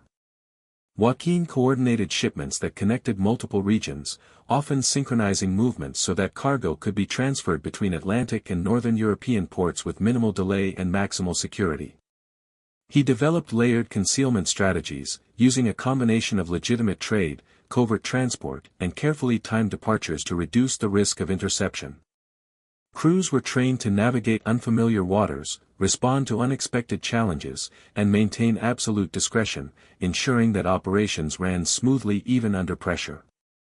As he expanded northward, Joaquín also refined his approach to intelligence gathering. Local contacts provided early warnings of potential rival movements, shifts in patrol schedules, or changing regulations. Intermediaries relayed subtle signals about competitors' ambitions and capabilities, allowing Joaquín to anticipate challenges before they materialized. This proactive intelligence network, integrated with his meticulous planning and operational discipline, gave him a decisive advantage over rivals who relied on reaction rather than foresight. By observing, interpreting, and acting upon information quietly and efficiently, he was able to extend his influence into previously uncharted territory with minimal confrontation. The cultural and political diversity of Northern Europe required subtlety and adaptability. Customs procedures varied from port to port, and local authorities held differing levels of scrutiny and enforcement. Joaquín approached each port as a unique environment, carefully observing patterns, learning the unspoken rules, and adapting his operations to fit local circumstances. Patience and discretion became his tools of influence. Rather than forcing compliance, he created networks of cooperation through subtle negotiation, strategic influence, and quiet demonstrations of reliability. In doing so, he reinforced both his operational security and his reputation, establishing a presence that was felt even when it remained largely unseen. Strategic partnerships were complemented by calculated misdirection. Rivals who might have threatened his northern operations were often diverted through subtle manipulation, false intelligence, or carefully orchestrated distractions. By controlling both the flow of information and the timing of his movements, Joaquín maintained the appearance of omnipresence, instilling caution or hesitation in competitors without the need for overt confrontation. This subtle mastery of perception became a defining feature of his northern expansion, reinforcing his growing reputation for intelligence, foresight, and nearly invisible control. The challenges of northern expansion were not solely operational. Weather and geography played an equally critical role. Storms, shifting tides, and unpredictable currents required precise navigation, robust vessels, and crews capable of adapting to sudden changes. Joaquín's experience in the Atlantic and Caribbean had honed these skills, and he applied them with careful attention to the specific conditions of northern waters. Each journey was meticulously planned, with contingencies for unexpected obstacles, ensuring that even the most complex operations could be executed with efficiency and discretion. These northern ventures also demanded a heightened focus on risk management. The stakes were greater, distances longer, and the presence of multiple authorities more pronounced. Joaquín's strategy combined meticulous preparation, disciplined execution, and the careful cultivation of alliances to reduce exposure while maximizing operational effectiveness. By balancing risk and reward with precision, he was able to extend his network into unfamiliar regions while maintaining the security and stability that had characterized his earlier operations. By the end of this expansion, Joaquín García had transformed the northern ports of Europe into an extension of his Atlantic-Caribbean network. The combined operations now spanned multiple oceans, thousands of miles of coastline, and dozens of ports, all coordinated with precision, discretion, and strategic foresight. Rivals were deterred, allies were loyal, and his reputation for mastery, patience, and subtle influence had become nearly legendary. Each successful venture reinforced his growing empire, laying the groundwork for even more ambitious operations and preparing the stage for challenges that would test both his logistical genius and his psychological insight to their limits. Through these careful expansions, Joaquín had not only extended the geographical reach of his empire but had also refined his understanding of complex networks, human behavior, and strategic foresight. Northern Europe, once distant and daunting, became a domain in which he could exercise influence, navigate uncertainty, and quietly assert dominance. By integrating logistics, human networks, intelligence gathering, and subtle psychological control, Joaquín García had built an empire that was as resilient as it was sophisticated, a network capable of thriving across oceans, adapting to diverse environments, and maintaining quiet but formidable power. Despite the meticulous planning, carefully cultivated alliances, an expanding network that had brought Joaquín García remarkable success, the first major international crisis of his career loomed quietly on the horizon. It arrived not with fanfare or warning but through a series of subtle disruptions, delayed shipments, unexpected inspections, and intercepted communications, that hinted at a coordinated effort to undermine his operations. To an outside observer, these events might have seemed minor, isolated incidents. Yet to Joaquín, whose experience had taught him to read the subtlest signs, they were the early tremors of a storm that could threaten everything he had built. The crisis began with northern shipments. Cargo that should have arrived smoothly faced unusual delays. Ports that had previously operated with quiet efficiency began implementing stricter inspections, raising questions about the security of Joaquín's network. At first, he considered these disruptions to be chance or coincidence, perhaps the result of seasonal changes or minor administrative errors. However, as reports accumulated, a pattern emerged, suggesting the hand of a rival or a coordinated group working to challenge his dominance. Joaquín's response was immediate but measured. He convened his closest advisors, gathered intelligence from multiple sources, and began mapping potential vulnerabilities across his network. This period demanded both strategic foresight and psychological acuity. Joaquín recognized that panic, rash decisions, or overt displays of force could escalate the situation, inviting further interference and destabilizing his carefully constructed empire. Instead, he approached the crisis with calm observation, treating each disruption as a clue to the broader strategy of his adversaries. He examined crew reports, cross-referenced information from ports, and analyzed rival behavior, slowly piecing together a picture of coordinated challenges that threatened both Atlantic and northern operations. Patience became his greatest weapon, as acting too quickly could reveal his vulnerabilities, while acting too slowly could allow rivals to consolidate advantage. The first major test of the crisis came when a critical shipment, carrying highly valuable goods, was intercepted near the northern European coast. The incident was unexpected and could have caused panic among less disciplined operators. Joaquín, however, approached the situation methodically. He assessed what had gone wrong, identified the breach in security, and implemented contingency plans that allowed the shipment to continue to its ultimate destination through alternative routes. In doing so, he demonstrated both operational resilience and the quiet authority that defined his leadership, reinforcing confidence among his crews and allies while signaling to rivals that his control was far from fragile.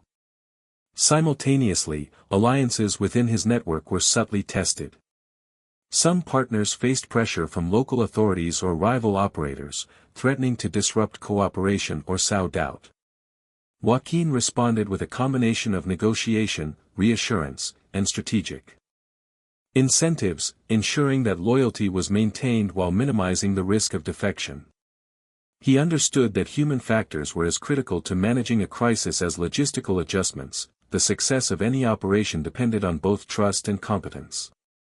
By addressing these pressures calmly and strategically, he reinforced cohesion within his network and prevented the crisis from escalating into internal collapse. The psychological dimension of the crisis was equally significant. Rivals sought to create doubt, provoke hasty action, or overextend Joaquín's resources. By maintaining composure, controlling information, and strategically directing responses, he turned these psychological pressures into opportunities. Each successful navigation of a challenge, whether rerouting shipments, strengthening alliances, or anticipating rival moves, reinforced his reputation for foresight, calmness under pressure, and strategic mastery. The perception of near invulnerability became a powerful deterrent, discouraging further interference while solidifying the confidence of his allies. Natural and environmental factors compounded the complexity of the crisis. Storms, unpredictable tides, and navigational hazards threatened shipments already under pressure. Joaquín's experience in the Atlantic, Caribbean, and Northern Europe allowed him to adapt rapidly, altering routes, adjusting schedules, and deploying contingency measures that minimized risk. Crews were trained to respond to emergencies with precision and discretion, ensuring that the human and logistical elements of operations remained tightly coordinated even under duress.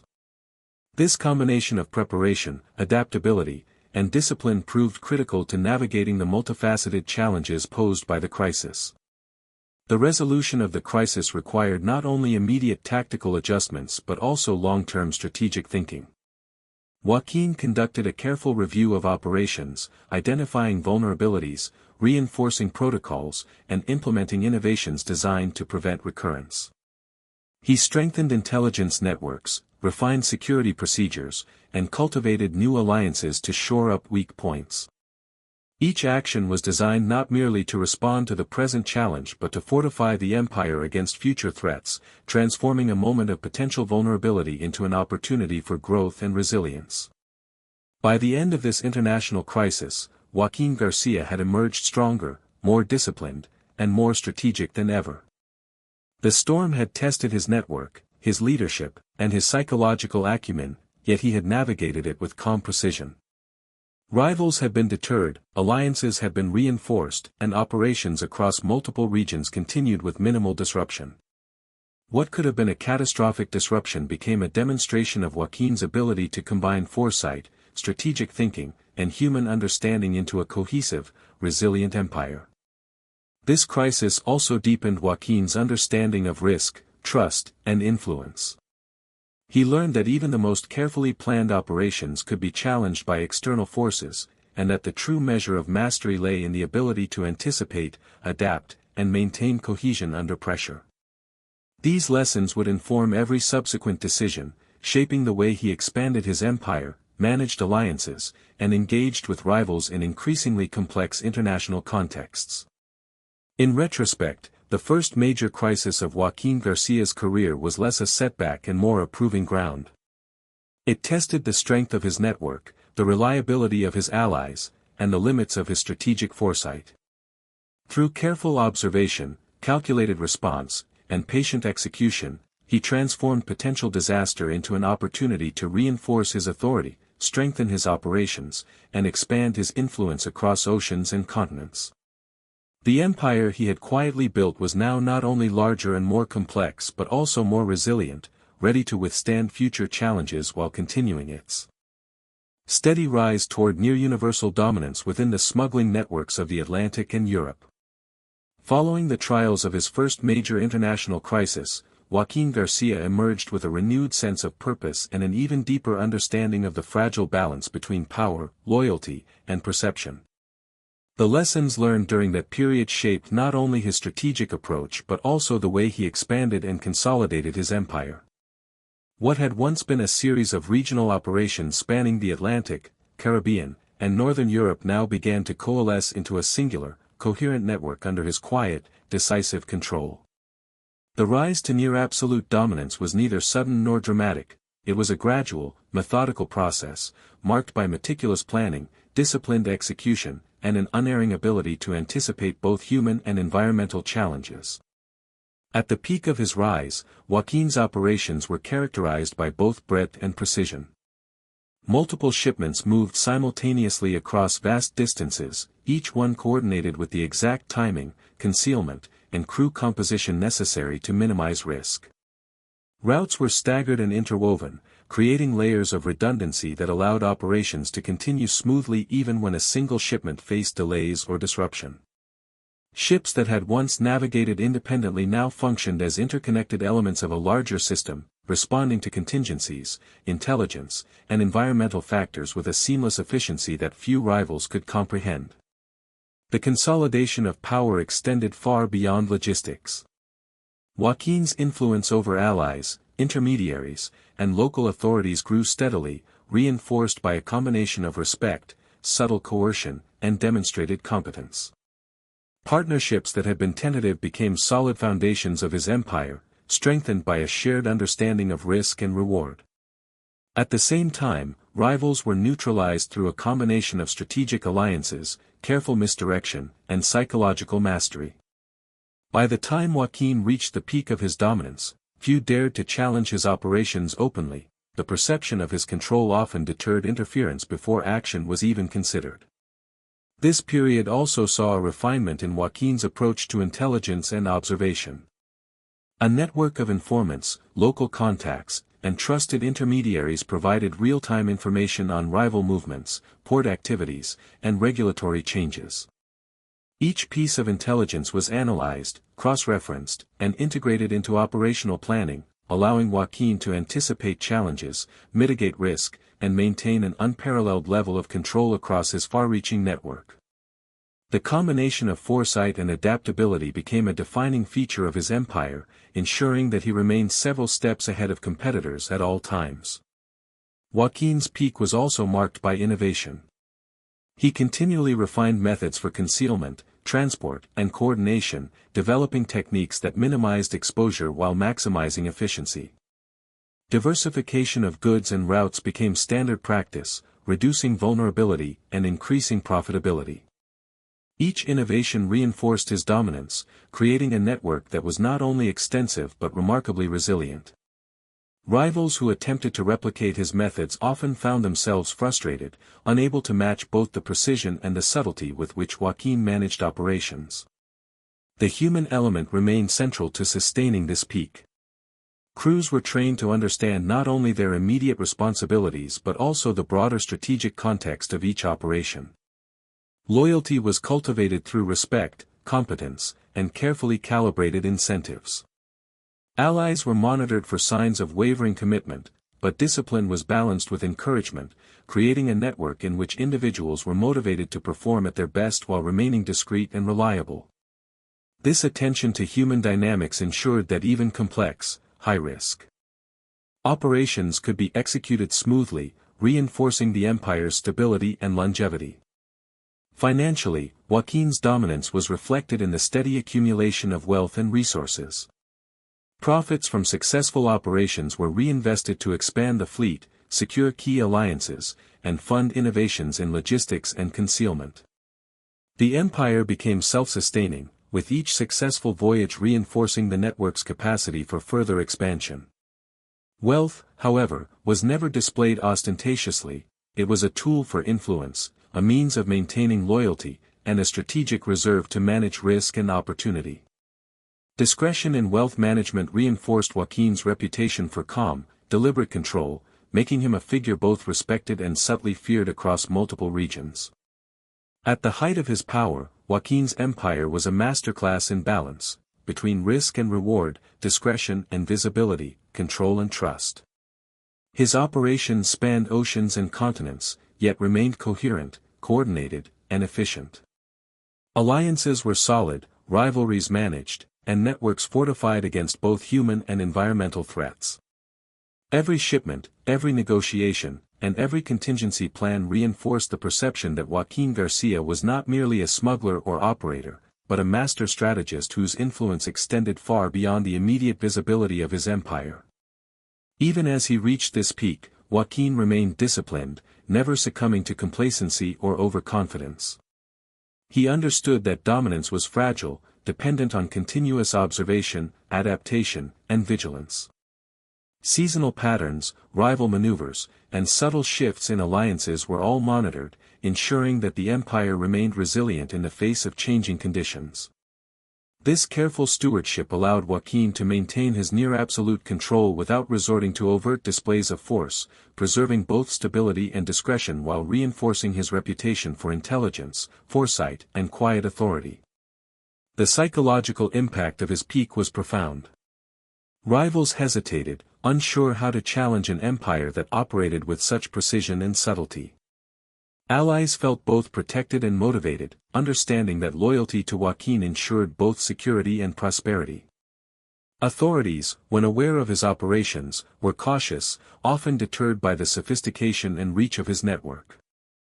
Through these subtle yet powerful dynamics, Joaquín's dominance became as much a perception as a reality, a perception that, carefully maintained, amplified the stability and influence of his empire far beyond what could be achieved by force alone.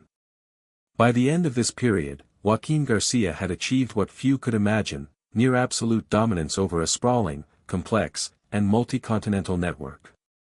His empire was efficient, resilient, and adaptive, combining logistics, human dynamics, strategic foresight, and psychological influence into a cohesive, formidable system. Every success, every carefully managed alliance, and every subtle maneuver had brought him to this peak, a height of influence that would set the stage for both the challenges and legacies that lay ahead. Even at the height of his dominance, Joaquín García understood that empires, no matter how well constructed, were never immune to the slow creep of pressure, both internal and external. The very factors that had fueled his rise, the breadth of operations, the complexity of logistics, and the network of alliances, also introduced vulnerabilities. Small cracks, often imperceptible at first, could expand under the weight of ambition, greed, or error. Joaquín's peak was not a static plateau but a delicate balance, one that demanded constant attention, foresight, and careful management to prevent disruption. Internal pressures began subtly, emerging from the human dynamics that had long been the foundation of his empire. Crews and partners, once loyal and disciplined, occasionally tested boundaries, motivated by personal gain, ambition, or exhaustion from the relentless pace of operations. Even the most trusted allies could become sources of tension if their expectations were not met or if they sensed opportunities to expand their own influence. Joaquín had anticipated such dynamics and approached them with calm observation, allowing minor signs of unrest to reveal themselves without immediate escalation. By understanding the motivations and pressures on those around him, he could respond with strategies that reinforced loyalty while maintaining authority, preventing small disturbances from growing into systemic instability. At the same time, external pressures began to increase. Rival operators, deterred by Joaquín's previous displays of foresight and precision, were now attempting more creative forms of disruption. Smuggling routes faced intermittent surveillance, minor sabotage, and attempts at intelligence gathering designed to expose vulnerabilities. Local authorities, too, were becoming increasingly vigilant, influenced by shifting political climates and economic incentives. Each external challenge was a test of Joaquín's strategic adaptability, requiring careful navigation of both human and environmental factors to preserve the continuity of operations without drawing unnecessary attention. Joaquín responded with a combination of patience, subtle influence, and precise action. He reinforced communication lines within his network, ensuring that crews and allies were aware of potential risks without inducing panic. Strategic contingencies were revised, alternative routes developed, and shipments scheduled with increased attention to both timing and security. These adjustments were made quietly, often unnoticed by rivals or authorities, preserving the outward appearance of a smoothly operating empire while subtly increasing resilience and adaptability behind the scenes. The psychological dimension of these pressures was as significant as the operational. Rivals sought to test Joaquín's composure, to provoke rash action that could expose vulnerabilities or weaken the perception of dominance he had so carefully cultivated. Internal tensions, if mishandled, could reduce confidence, diminish loyalty, and invite opportunistic challenges. Joaquín, however, approached these situations with calm deliberation. He observed, assessed, and responded with measured precision, ensuring that both perception and reality reinforced the stability and resilience of his empire. This mastery of psychological dynamics allowed him to mitigate threats before they became crises, maintaining authority without the need for overt displays of power. Weather, geography, and environmental factors continued to play a critical role in this period of pressure. Unexpected storms, shifting tides, and navigational hazards introduced operational challenges that tested both human and logistical systems. Joaquín's experience in diverse maritime environments, from the Atlantic to the Caribbean to Northern Europe, enabled him to anticipate seasonal patterns, adapt routes dynamically, and deploy contingency plans effectively. Crews were trained to respond calmly under pressure, ensuring that operations remained coordinated and secure despite external unpredictability. The interplay of internal and external pressures also forced Joaquín to refine his approach to alliances. Some long-standing partners were now seeking greater autonomy, subtly challenging his influence in local regions. Rivals attempted to co-opt minor allies or exploit weaknesses in operational discipline. Joaquín's response combined negotiation, reassurance, and selective rewards to maintain loyalty, while subtly reinforcing the hierarchical structure of his empire. By balancing firmness with flexibility, he preserved cohesion, minimized dissent, and continued to extend influence without triggering overt conflict. Financial management during this period was another layer of subtle pressure. Sustaining a multi-continental network required careful allocation of resources, ensuring that operations were funded, crews compensated, and contingencies provided for, all while minimizing exposure and maintaining discretion.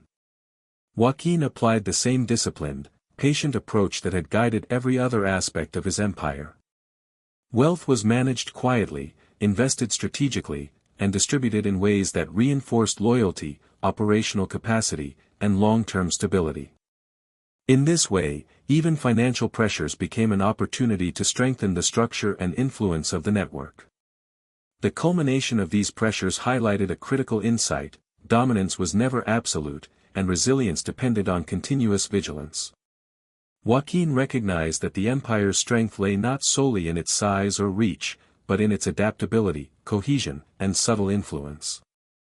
Each challenge, whether internal or external, was an opportunity to test systems, reinforce loyalty, and demonstrate strategic mastery. By responding to pressures with patience, foresight, and careful execution, he maintained stability even as the complexity of his empire increased.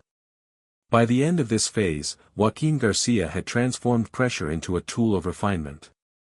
Internal tensions reinforced the importance of loyalty, operational vigilance, and strategic observation. External challenges sharpened intelligence networks, strengthened contingency planning, and enhanced psychological control over rivals and allies alike. What could have been a destabilizing period instead became a crucible, solidifying the empire's structure, enhancing resilience, and preparing both Joaquín and his network for the further challenges and opportunities that lay ahead. This period also set the stage for Joaquín's eventual confrontation with more systemic threats, those that could test not only the operational capacity of his empire but the very perception of his dominance. The lessons learned from navigating pressure quietly, strategically, and effectively would define his approach to the most critical challenges of his career, reinforcing the empire's stability while preserving the calm, disciplined authority that had been the hallmark of his rise. Through careful observation, strategic adaptation, and patient management, Joaquín ensured that even under pressure, the empire continued to function with efficiency, subtlety, and formidable influence. Even the most carefully constructed empires are vulnerable to the quiet, almost imperceptible erosion of trust. For Joaquín García, the first signs of internal betrayal appeared like shadows at the edge of his otherwise orderly network. They were subtle at first: minor lapses in communication, unexplained delays in shipments, and hints of discontent among crew members who had long been loyal. To an outsider, these incidents might have seemed inconsequential, easily dismissed as administrative errors or the inevitable friction of a vast and complex operation. Yet Joaquín, whose experience had trained him to perceive the faintest patterns of human behavior, recognized them as something far more significant: the initial tremors of disloyalty, the beginnings of fractures that could threaten the cohesion and stability of his empire. Joaquín's response was both methodical and discreet. He began by observing his inner circle with renewed attention, monitoring behavior, interpreting subtle cues, and assessing the motivations of each key member. A hesitation in a decision, a carefully chosen word in conversation, or a sudden request for autonomy could indicate ambitions that might, if left unchecked, evolve into open betrayal. Joaquín understood that acting hastily could alienate loyal allies, but ignoring these signs could allow threats to grow unchecked. His approach balanced patience with strategic vigilance. He allowed small lapses to reveal themselves fully, gathering information that would later inform precise and decisive action. As the signs of betrayal intensified, Joaquín focused on the psychological dimension of control. Human ambition, envy, and fear were potent forces, capable of destabilizing even the most robust networks. He approached these dynamics with a calm, measured strategy, applying influence subtly rather than attempting overt displays of authority. By understanding the personal goals, insecurities, and pressures faced by his associates, he could manipulate situations to reinforce loyalty, redirect ambitions, or quietly isolate those whose intentions were incompatible with the empire's stability. In this way, psychological mastery became as critical as operational skill, allowing Joaquín to maintain cohesion while subtly neutralizing internal threats. One significant instance involved a long-trusted intermediary who began to manipulate information flow to further personal gain. The intermediary, previously loyal and reliable, began introducing minor inconsistencies in reports, delaying communications, and subtly redirecting shipments to favor local interests. Joaquín detected the pattern through careful observation and cross-referencing intelligence from multiple sources. Rather than confronting the intermediary directly, which could provoke defensive resistance or disclosure of vulnerabilities, he implemented a series of discreet countermeasures. Alternative information channels were established, oversight increased, and operational redundancy ensured that any potential disruption would have minimal impact. This approach demonstrated Joaquín's skill in balancing firmness with subtlety. By maintaining discretion, he prevented panic among the wider network and avoided signaling weakness to rivals. At the same time, he reinforced standards of behavior and operational reliability, making it clear, without overt confrontation, that loyalty, competence, and transparency remained non-negotiable. The intermediary, confronted not with public accusation but with a carefully structured system of checks, soon found their ambitions contained and influence curtailed. The incident became both a lesson in vigilance and a reinforcement of the norms that sustained the empire. Other cracks within the inner circle were less overt but equally significant. Crew members and local operators, feeling the pressure of expanding operations and the ever-watchful presence of rival competitors, sometimes sought shortcuts, advantages, or secret arrangements that bypassed Joaquín's oversight. Each potential act of disloyalty was examined through the lens of both operational impact and psychological insight. Joaquín understood that the management of trust was an ongoing process. Loyalty could be cultivated, reinforced, or redirected, but any mismanagement risked cascading consequences. The operational dimension of internal betrayal was intertwined with logistical precision. Misrouted shipments, miscommunications, or subtle sabotage could have far-reaching consequences, potentially disrupting entire networks of trade and influence. Joaquín implemented a system of checks and redundancies, ensuring that operations could continue even if a single point of failure emerged. Crews were trained to respond independently to contingencies, local alliances were strengthened to provide alternative support, and sensitive information was compartmentalized to reduce exposure. In this way, the empire became resilient not only to external threats but also to internal vulnerabilities, maintaining functionality even in the face of human unpredictability. The lessons of this period extended beyond immediate operational concerns. Joaquín recognized that betrayal, when managed effectively, could become a catalyst for strengthening the network. Each challenge forced refinement of communication protocols, reinforcement of loyalty structures, and reinforcement of psychological control. By confronting subtle disloyalty with calm strategy rather than reactive force, he transformed potential destabilization into an opportunity for improvement and consolidation. As these betrayals were addressed, Joaquín also reflected on the broader implications of power and human ambition. Leadership, he understood, was as much about perception as action. Demonstrating calm authority, strategic foresight, and measured responses to internal threats reinforced both the cohesion of his network and the reputation of his empire. Rivals observing these dynamics would see an organization resilient to disruption, well-managed, and led by a figure whose influence extended beyond mere operational command. By the end of this period, Joaquín García had navigated the first significant internal challenges of his career with subtlety and effectiveness. The fractures within his network had been contained, loyalty reinforced, and operational resilience strengthened. These experiences highlighted the delicate interplay between trust, authority, and human ambition, emphasizing that even the most sophisticated empire could be vulnerable to internal pressures. Yet through careful observation, strategic manipulation, and patient intervention, Joaquín ensured that his network remained cohesive, adaptable, and formidable, a system capable of withstanding both the overt and subtle challenges that would inevitably arise in the complex world of international smuggling and influence. The quiet resolution of these internal betrayals reinforced a critical truth for Joaquín: the stability of an empire depends not only on logistical mastery or external dominance but also on the careful management of human relationships. Through these lessons, he prepared for future challenges, aware that the next phase of his journey would test not just operational skill but the depth of trust, loyalty, and psychological insight that had become the foundation of his near-legendary influence. As Joaquín García's empire matured, the once distant threats of rivals and authorities began to converge, creating a complex web of pressures that challenged the stability he had so carefully cultivated.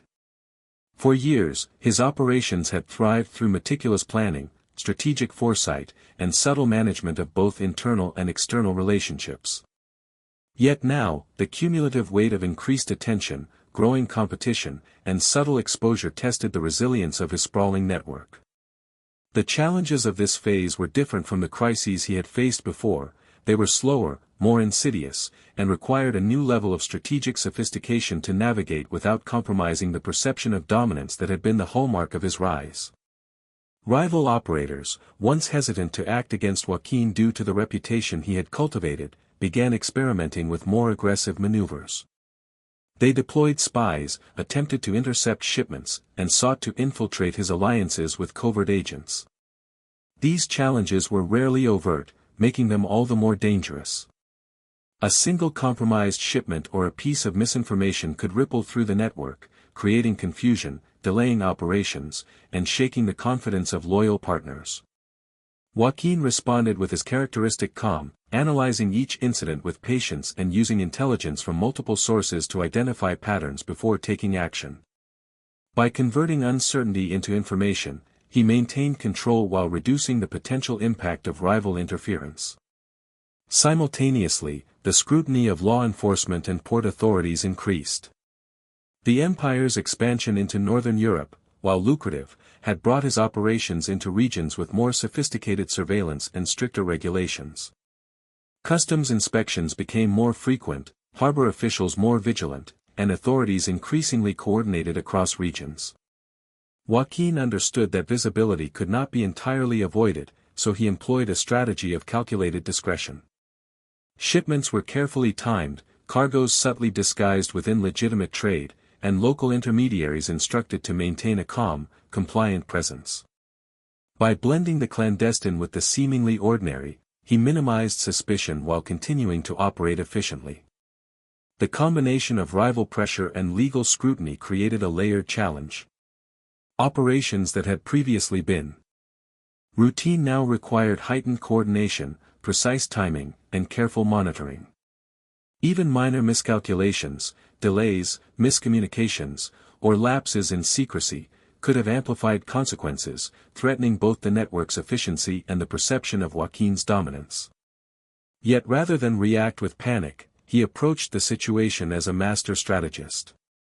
Each challenge was mapped, anticipated, and incorporated into operational adjustments that preserved continuity while reinforcing both security and authority. Internal tensions also resurfaced during this period. The subtle betrayals that had been managed in the previous phase now intersected with the heightened external pressures, creating a delicate balancing act.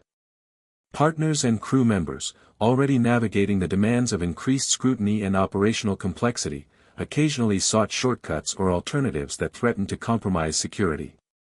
Joaquín's response was a blend of psychological insight and operational discipline. Loyalty was reinforced through carefully calibrated incentives, reassurance, and reinforcement of shared purpose, while potential disruptions were contained through oversight, contingency measures, and strategic intervention. The interplay of internal and external pressures demanded a level of attentiveness and foresight that defined the sophistication of his empire. Environmental factors, as always, added an unpredictable dimension. Storms, shifting tides, and navigational hazards continued to test the resilience of operations. Routes that had previously been reliable now required dynamic adjustment to account for both natural and human obstacles. Joaquín's crews were trained to respond with precision and discretion, ensuring that operations remained coordinated even under adverse conditions. This combination of preparation, adaptability, and disciplined execution allowed the empire to continue functioning effectively, even as pressures converged from multiple directions. The escalation of rival pressures and legal scrutiny also forced Joaquín to innovate further. He refined methods of concealment, developed alternative shipping routes, and introduced additional layers of redundancy. Alliances were reinforced, new contacts cultivated, and intelligence networks expanded to ensure early detection of threats. Each adjustment was subtle, designed to maintain operational continuity without drawing undue attention. Rivals often remained unaware of the full scope of these changes, which enhanced both the efficiency and the security of Joaquín's empire. Psychologically, this period was a test of perception as much as capability. Joaquín understood that an empire's strength depended not only on operational success but also on the belief of allies, rivals, and authorities in the leader's control. Maintaining calm authority, demonstrating consistent foresight, and responding decisively to challenges reinforced the perception of invulnerability. Rivals, observing these dynamics, were deterred from overt action, while allies gained confidence in the stability and resilience of the network. In this way, psychological control became a critical element of sustaining dominance under mounting pressure. By the end of this phase, Joaquín García had navigated a confluence of rival pressures, legal scrutiny, and environmental challenges with remarkable skill. His network continued to function efficiently, shipments moved with precision, and alliances remained cohesive despite the complexity of the threats. Yet the cumulative impact of these pressures also revealed the first cracks in the armor of his empire. While operational efficiency remained high, the constant need for vigilance, the management of subtle betrayals, and the adaptation to increasingly sophisticated rival strategies introduced a level of strain that would eventually shape the trajectory of the empire's decline. This period illustrated a fundamental truth about Joaquín's rise: even the most sophisticated, disciplined, and carefully managed empire was never invulnerable. Threats could be mitigated, crises managed, and loyalty reinforced, but the interplay of external forces, human ambition, and environmental unpredictability created a persistent undercurrent of risk. Joaquín's mastery lay not in eliminating these risks but in navigating them with calm precision, turning potential disruption into manageable challenge, and preserving the perception of seamless control. Ultimately, the empire had grown beyond the simple scale of operations. It had become a living system, sensitive to pressure, dependent on trust, and responsive to both subtle and overt threats. Joaquín's ability to maintain this system under escalating challenges was a testament to his strategic genius, but it also foreshadowed the vulnerabilities that would test the empire in the years to come. Even as dominance persisted, the seeds of change, born from rivalry, scrutiny, and human ambition, were quietly taking root, setting the stage for the difficult decisions, sacrifices, and adaptations that would define the next chapter of Joaquín García's story. The slow unraveling of Joaquín García's empire began almost imperceptibly, like a quiet erosion of a cliffside, unnoticed until the first cracks became undeniable. The pressures that had been building, rival maneuvers, law enforcement scrutiny, internal tensions, and environmental unpredictability, now converged with a subtle insistence, testing both the resilience of his network and the limits of his personal mastery. What had once been a sprawling, disciplined system of control was now strained, requiring constant vigilance, delicate management, and the application of strategies that had previously been sufficient only for routine operations. One of the earliest signs of this unraveling was the growing challenge of coordination. The empire had expanded far beyond its original scale, spanning multiple continents, oceans, and ports. Each additional shipment, partnership, and route introduced new variables that required monitoring, adjustment, and intervention. Minor delays, previously manageable, began to cascade into larger disruptions. Miscommunications, human error, and unforeseen environmental obstacles occasionally intersected, producing delays and operational inefficiencies that had rarely occurred during the empire's earlier, more controlled periods. Joaquín recognized these issues immediately and began implementing additional oversight, yet the sheer scale of the empire made total control increasingly difficult. Internal betrayals, previously managed with subtlety and psychological insight, now became more pronounced. Some trusted intermediaries, emboldened by prior successes or motivated by personal gain, began testing boundaries more openly. They delayed shipments, misreported information, and in rare cases, attempted to redirect profits or resources for their own benefit. Joaquín's responses were carefully calculated, discipline reinforced with discretion, oversight strengthened without overt confrontation, but the increasing frequency and audacity of these betrayals indicated a shift in the balance of control. Trust, once the foundation of his operations, now required continual validation and careful reinforcement. External pressures amplified these internal strains. Rivals, learning from past failures, began coordinating more sophisticated attempts to disrupt Joaquín's operations. Some employed espionage, attempting to infiltrate his network, while others sought to manipulate local authorities to create obstacles. The scrutiny of law enforcement, already significant, intensified with each minor misstep, forcing Joaquín to navigate an increasingly complex landscape of legal risk, operational security, and strategic concealment.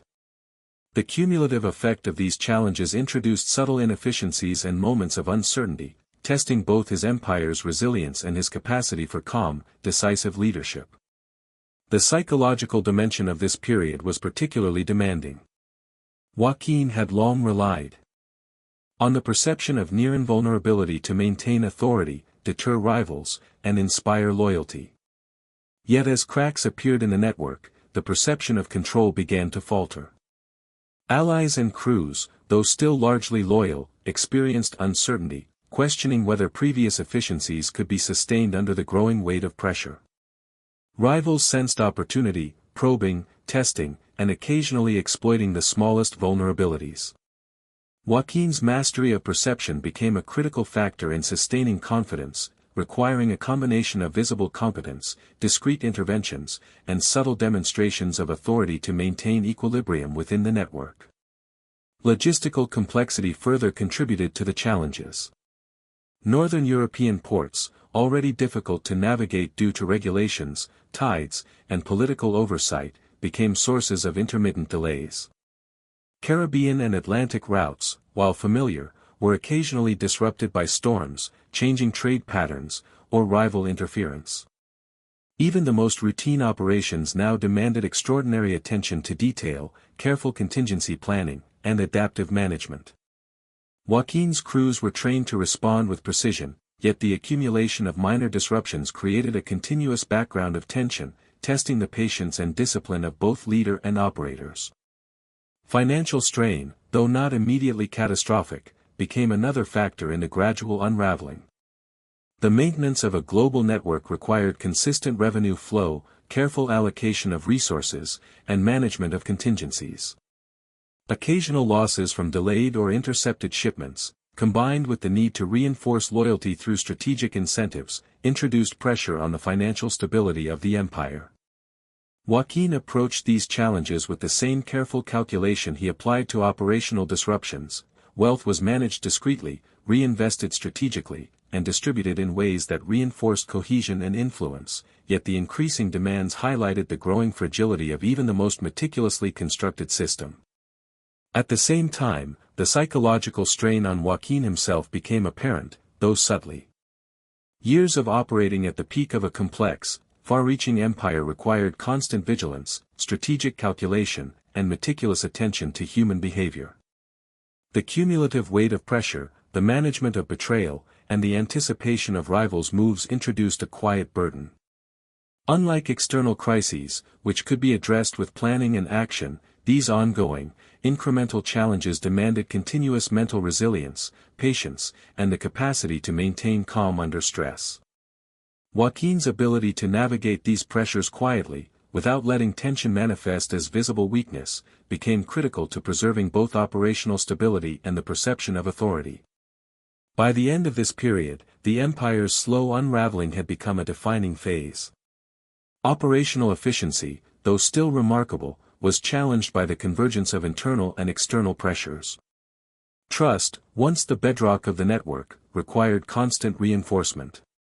Rivals were emboldened by subtle signs of vulnerability, law enforcement scrutiny remained intense, and the environmental unpredictability of shipping routes added further complications.